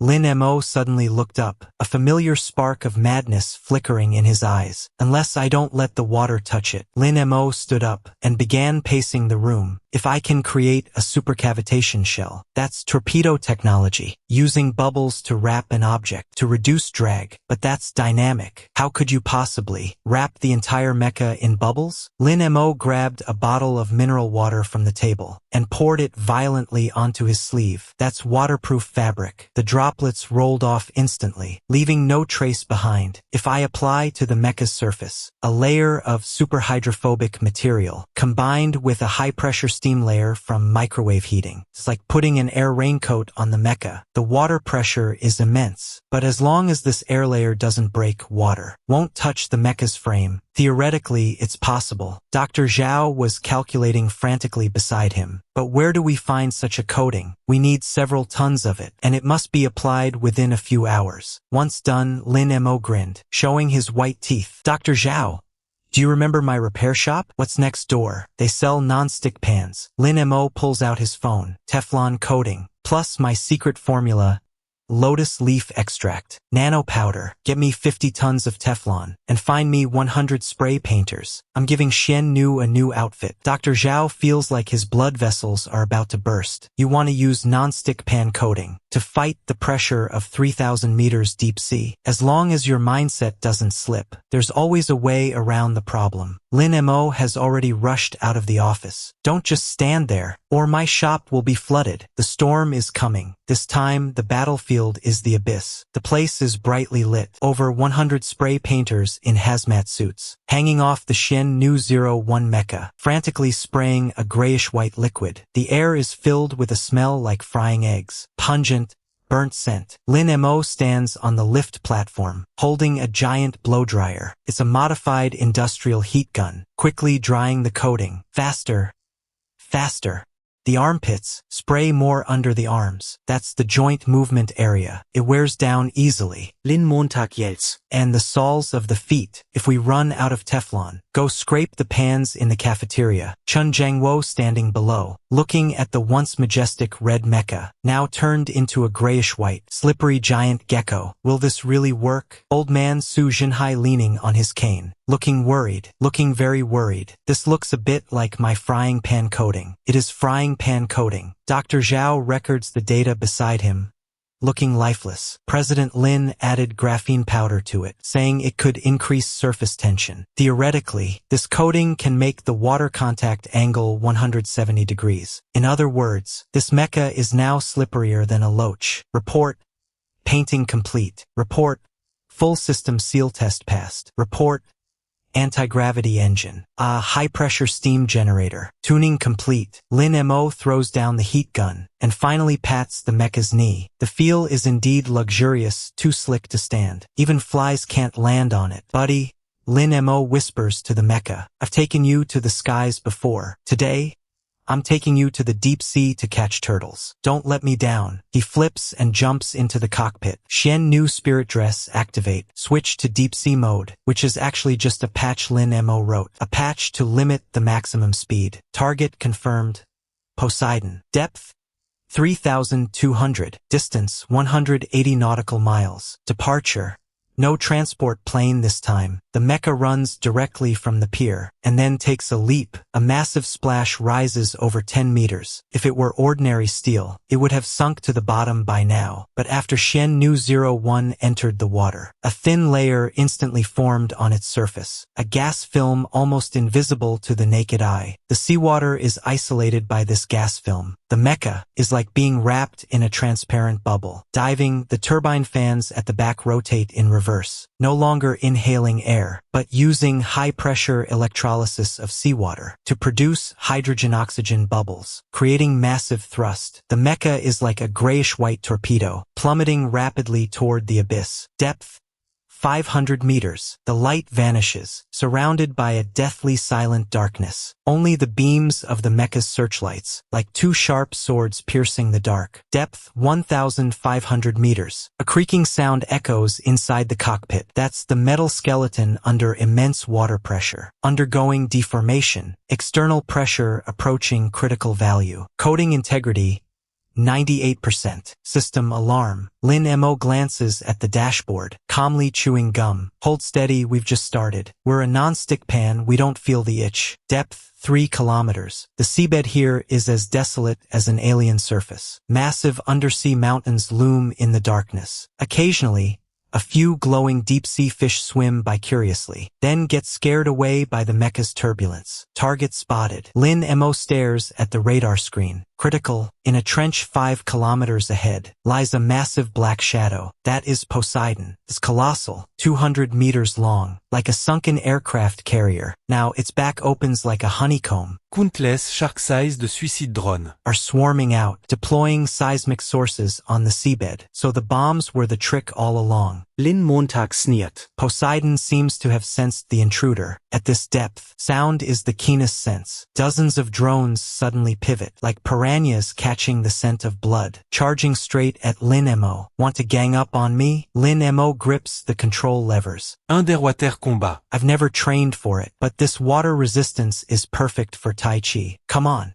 The Mecha surges forward, can't leap as flexibly as on land. But thanks to that air film, the drag is minimal. Lin Mo maneuvers the Mecha, executing a strange swimming dragon step, essentially mimicking the wriggle of a loach. The drones crash in, but because the Mecha's surface is too slick, they slide right off, slamming into the rocks behind. Teflon isn't just non-stick, it's collision-proof.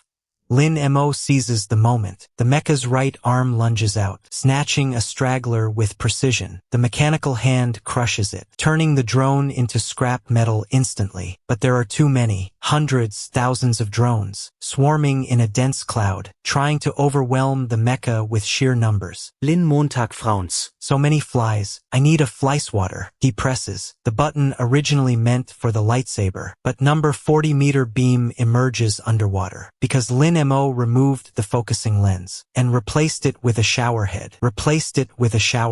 High voltage electrolysis mode. Full power. The Mecha's entire body releases an ultra-high voltage current. The surrounding seawater is instantly electrolyzed. Countless bubbles explode, creating a massive shockwave. This isn't just electricity. This is the undersea version of Chidori. Those swarming drones have their internal circuits fried instantly, raining down like dumplings in a pot. With the minions cleared, Lin Mo looks at the giant boss, Poseidon. Poseidon seems enraged now. Its massive head slowly turns, revealing a pitch-black muzzle. That's no cannon. It's a supercavitation torpedo tube. A heavy supercavitation torpedo, trailing a long wake of bubbles, screams toward the Mecha at a terrifying 200 knots. At this distance, at this speed, it's impossible to dodge. In the command center, Chun Jangwo's heart stops. Lin Mo, get out of there. But Lin Mo doesn't dodge. Instead, he steers the Mecha right into it. Dodging is for cowards. We welders believe in facing it head-on. Just as the torpedo is about to hit the chest, Lin Mo makes a move that baffles everyone. The Mecha suddenly flings its arms wide. The chest armor plates slide open, exposing the core reactor. Actually, it's a battery pack. Microwave magnetron, microwave shield, reverse output. In that instant, the Mecha's chest generates a superheated bubble of steam. The torpedo dives straight into the steam cloud, due to the violent change in medium density. The torpedo's supercavitation bubble bursts, without its cavitation shield. Hitting high-density seawater at this speed is like hitting a concrete wall. 5 meters from the Mecha, the torpedo disintegrates and explodes. A massive shockwave blasts the Mecha back hundreds of meters, slamming it into an undersea cliff. Warning. Shield overload. Coating damaged by 30%. Left arm hydraulic system failure. Red lights flash wildly in the cockpit. Lin Mo is shaken violently, blood trickling down his forehead. Damn. That was intense. Lin Mo wipes the blood away, his eyes growing even more fierce. But you just revealed your weakness. The flash from that explosion illuminated Poseidon's underbelly. There is a massive heat vent there. A massive heat vent, spewing out streams of heat. That's the cooling vent for its nuclear reactor. All I have to do is plug that thing. It'll become a pressure cooker. Can Shen Nu still move? Power remaining 15%. Suggest ascending. Ascend my ass. Charge. The battered mecha crawled out from the rubble. Only one arm could move. Bubbles streamed from every joint. The coating was stripped, like a wounded god of war. It launched a final charge at the deep-sea behemoth. Poseidon clearly didn't expect this little thing to be so stubborn. Tried to turn, to swipe the mecha away with its tail. But Lin Mo didn't dodge this time. He funneled all remaining energy into the thrusters. Go! The mecha became like a nail, driving itself deep into Poseidon's belly. The remaining right arm clung tightly to the massive heat vent. What are you doing? In the command center. Suzenai screamed in terror. That's a 1,000-degree heat flow. The mecha will melt. I'm a welder. Melting metal is my specialty. He pressed the red button. This time it was true welding mode. The plasma generator in the right hand roared to full power, blasting directly into the heat vent. Extreme heat against extreme heat. Metal against metal. Thousands of meters beneath the sea. A silent welding surgery unfolded. Weld him shut. Lin Montag roaret. Seconds later, a muffled explosion echoed from within Poseidon. Cooling system failure. Core reactor overheat protection triggered. The deep-sea behemoth was instantly paralyzed. Its massive body lost all motion and began to sink slowly, plunging into the deeper abyss. Done. Lin Mo let go, pushed back by the recoil. Shen Nu.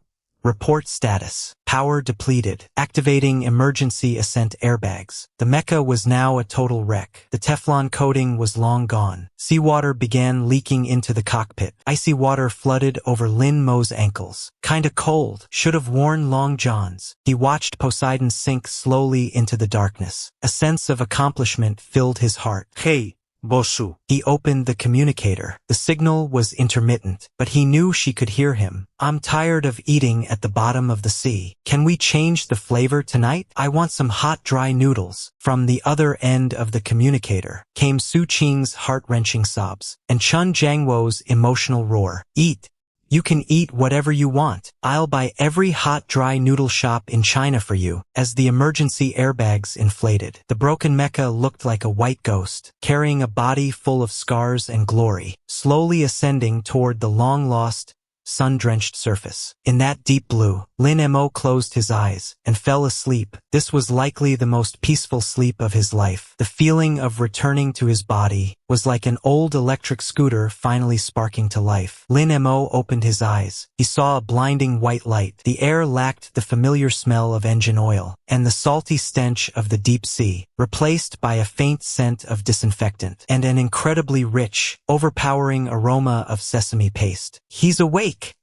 A joyful shout rang in his ear. Lin Mo turned his head with difficulty. His neck gave a sharp crack. The first thing he saw wasn't a doctor or a nurse, but a table piled high with hot dry noodles. Paper bowls, porcelain bowls, takeout boxes, at least 10 portions. Dozens of them, definitely at least 10. The nightstand, originally meant for flowers, was crammed until it nearly collapsed. Is this what you meant by buying out the shop? Lin Mo opened his mouth. His voice was as raspy as sandpaper. You brat. Chun Jiangwo's weathered face leaned in. His eyes were red and swollen, his stubble unshaven, but he was smiling wider than anyone. You've been out for 3 days. In those 3 days, every hot dry noodle owner in China heard you wanted some. They practically wanted to take the high-speed rail overnight to deliver them. These are the finest ones that passed security screening. Lin Mo wanted to laugh, but it tugged at the wound in his chest, making him grimace in pain. What a waste. I only have one mouth. How can I possibly finish this? It's fine if you can't finish it. Just smelling them is enough. Old man Su Jinhai sat in a wheelchair nearby, his legs trembling with excitement, holding a red brocade box in his hands. His eyes filled with kindness,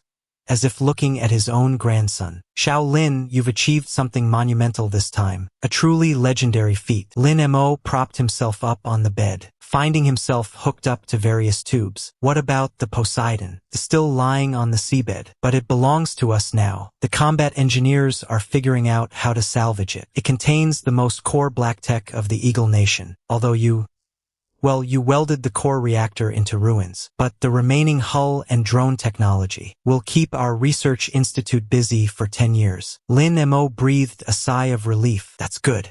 I don't have to pay for it, right? Chun Jiangwo's eyes widened. He then took the brocade box from Su Jinhai, opening it with great solemnity. A glittering, heavy gold medal, laying quietly inside, engraved with the Great Wall and an olive branch, with a red heart in the center. The August 1st Medal, the highest honor of the army. This is a fictional plot. Actual awards require strict procedures, specially approved by the military commission. Chun Jiangwo stood straight, though dressed in civilian clothes. His military salute was standard and solemn. Comrade Lin Montag. In view of your actions during the East China Sea crisis, and your bravery during the deep-sea interception operation, as well as your breakthrough contributions to national defense technology, you are hereby awarded the August 1st Medal, and are specially appointed as the Chief Engineer of the National Strategic Equipment Development Center, with the rank and privileges of a Deputy Army grade. Lin Mo stared at the medal, completely stunned. He was just a mechanic, at best a skilled one, a mechanic,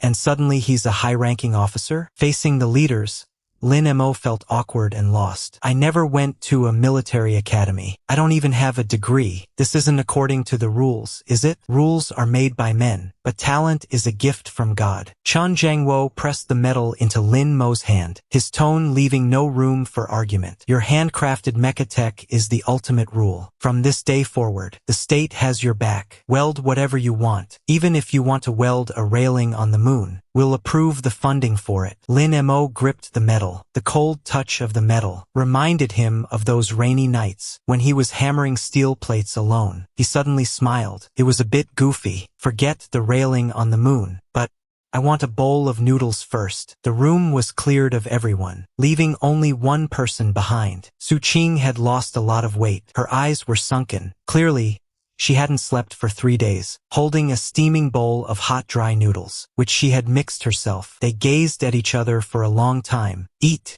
Su Qing broke the silence, her voice raspy.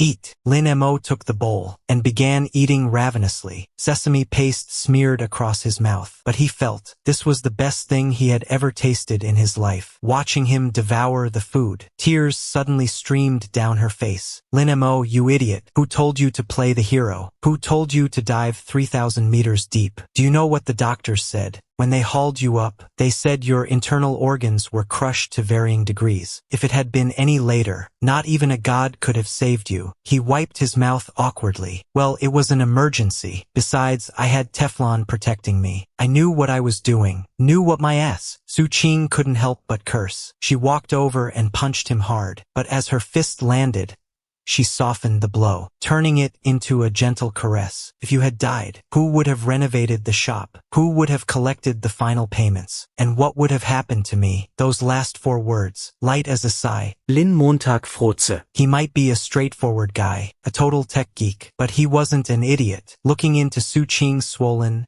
red eyes, he suddenly felt that in his life, besides all that cold metal, it seemed he really needed something else to fill the void. Bosu. Lin Mo suddenly spoke. His tone becoming exceptionally serious. What is it? Suin snifled. Well, you know my craftsmanship. Lin Mo held out his hands, covered in calluses, and riddled with tiny scars. I don't know much about romance, and I'm not good with words, but anything that ends up in my hands, whether it's scrap metal or pure gold, I can fix it and make it one of a kind. He fumbled under the pillow for a moment and pulled out a small metal ring. It wasn't a diamond ring. It was a small piece of titanium alloy tubing he'd salvaged while dismantling the Poseidon core reactor. Then, using plasma sparks, he had burned a circle of brilliant blue-purple patterns onto it. This was taken from the heart of that deep-sea monster. Lin Mo looked at Su Qing. Its melting point is 1,668 degrees, and it's 5 times harder than ordinary steel. He had engraved 2 words on the inner ring. Su Qing took the ring and looked closer. There were microscopic laser engravings on the inside. No returns. No refunds, no backing out. I'm taking this deal for the rest of my life. Lifetime warranty. On call 24/7. Is that acceptable, Boss Su? Su Qing, are you willing to sign for this delivery? Su Qing looked at the ring, a blend of industrial brutalism and exquisite precision. Then she looked at the man in front of her, grinning like an idiot. Suddenly, Her tears turned into a smile. She held out her finger. That depends on how your after-sales service is. Clumsily, Lin Montag Slipped the ring onto her ring finger. Fit perfectly. Another miracle of his visual estimation. Deal.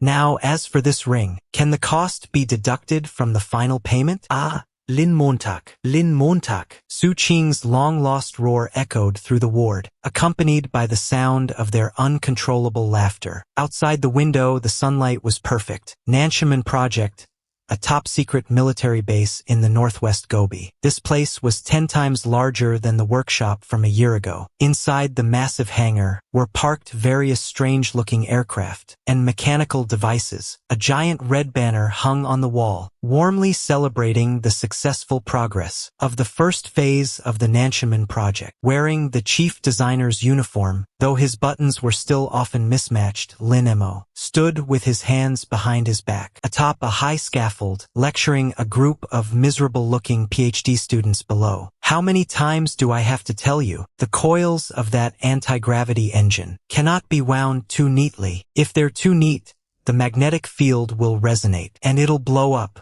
It needs to be messy that kind of ordered chaos feeling, like a ball of yarn your cat has played with. Understand? The PhD students below scribbled notes frantically. Yarn ball played with by a cat? Ordered chaos. Non-linear topological structure.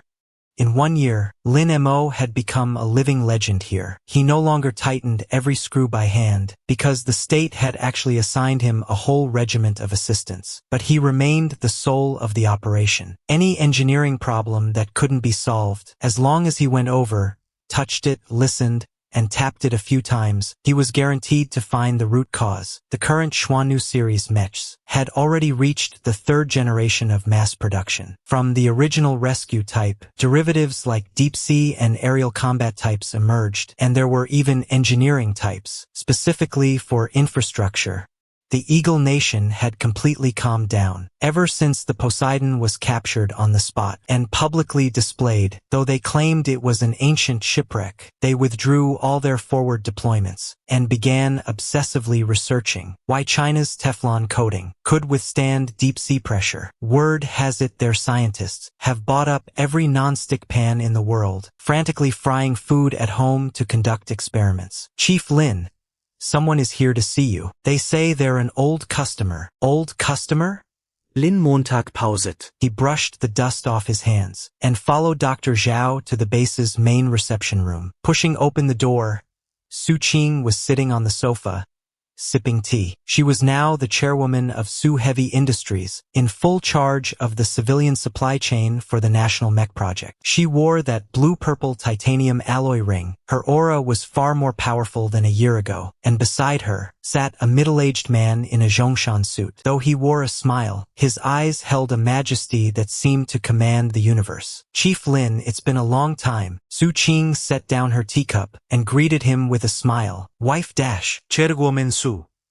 Lin Mo quickly corrected himself, since there was an outsider present. What brings you here? The house renovations are finished. Su Qing pointed to the middle-aged man beside her. This is Director Zhang. He's in charge of the National Strategic Aerospace projects. He has a small order, and he wants to ask you about it. Aerospace.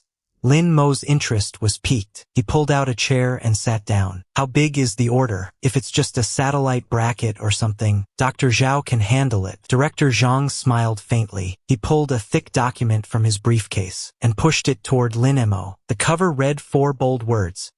Project One Bird. Chief Engineer Lin, we heard you have great expertise in large-scale models. This time, we want to make a slightly larger aircraft model. Lin Mo opened the file. He glanced at the parameters on the first page. Project name, Strategic Aerospace Carrier Platform. Code name, One Bird. Total length, 242 meters. Wingspan, 682 meters. Power source, dual-core fusion reactor. Enhanced anti-gravity engines. Carrying capacity, 88 aircraft. Xuannu Aerospace fighters. Operational altitude, 40,000 meters. Up to low Earth orbit. Lin Mo's hand trembled. Over 200 meters long. Low Earth orbit. This is a damn aerospace carrier. Is this even a model anymore? Nominally, Director Zhang winked, an expression exactly like Lin Mo's back in the day. It's mainly for meteorological observation. After all, we need to monitor global climate change. Fly a bit higher, carry a bit more, last a bit longer. Perfectly reasonable, right? Meteorological observation. Lin Mo laughed.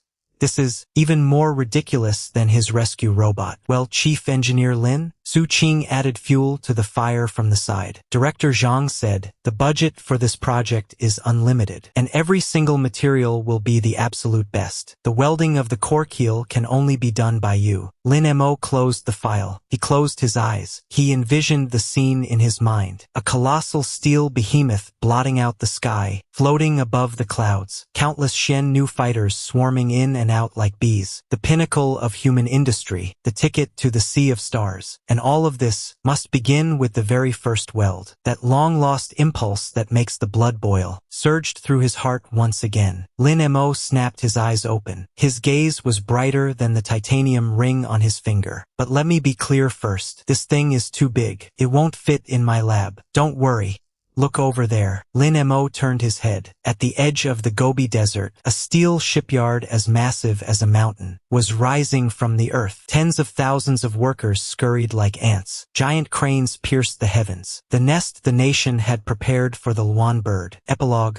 3 months later, sparks flew inside the gargantuan shipyard. Lin Mo wore his old, chipped welding helmet. In his hand, a custom welding torch glowing like a lightsaber, standing atop the keel, tens of meters high. Chief Engineer Lin, all parameters have been calibrated. You may begin welding. Dr. Zhao's excited voice came through the headset. Lin Mo took a deep breath. He looked down. The single beam that would carry the soaring dreams of a nation, the titanium alloy keel. Honey, don't wait for me for dinner tonight. Tonight, I'm welding a road to the future for our country. A blinding blue-violet electric arc ignited, instantly illuminating the entire shipyard and lighting up Lin Mo's focused, fervent eyes. The radiance belonging only to a Chinese mastercraft.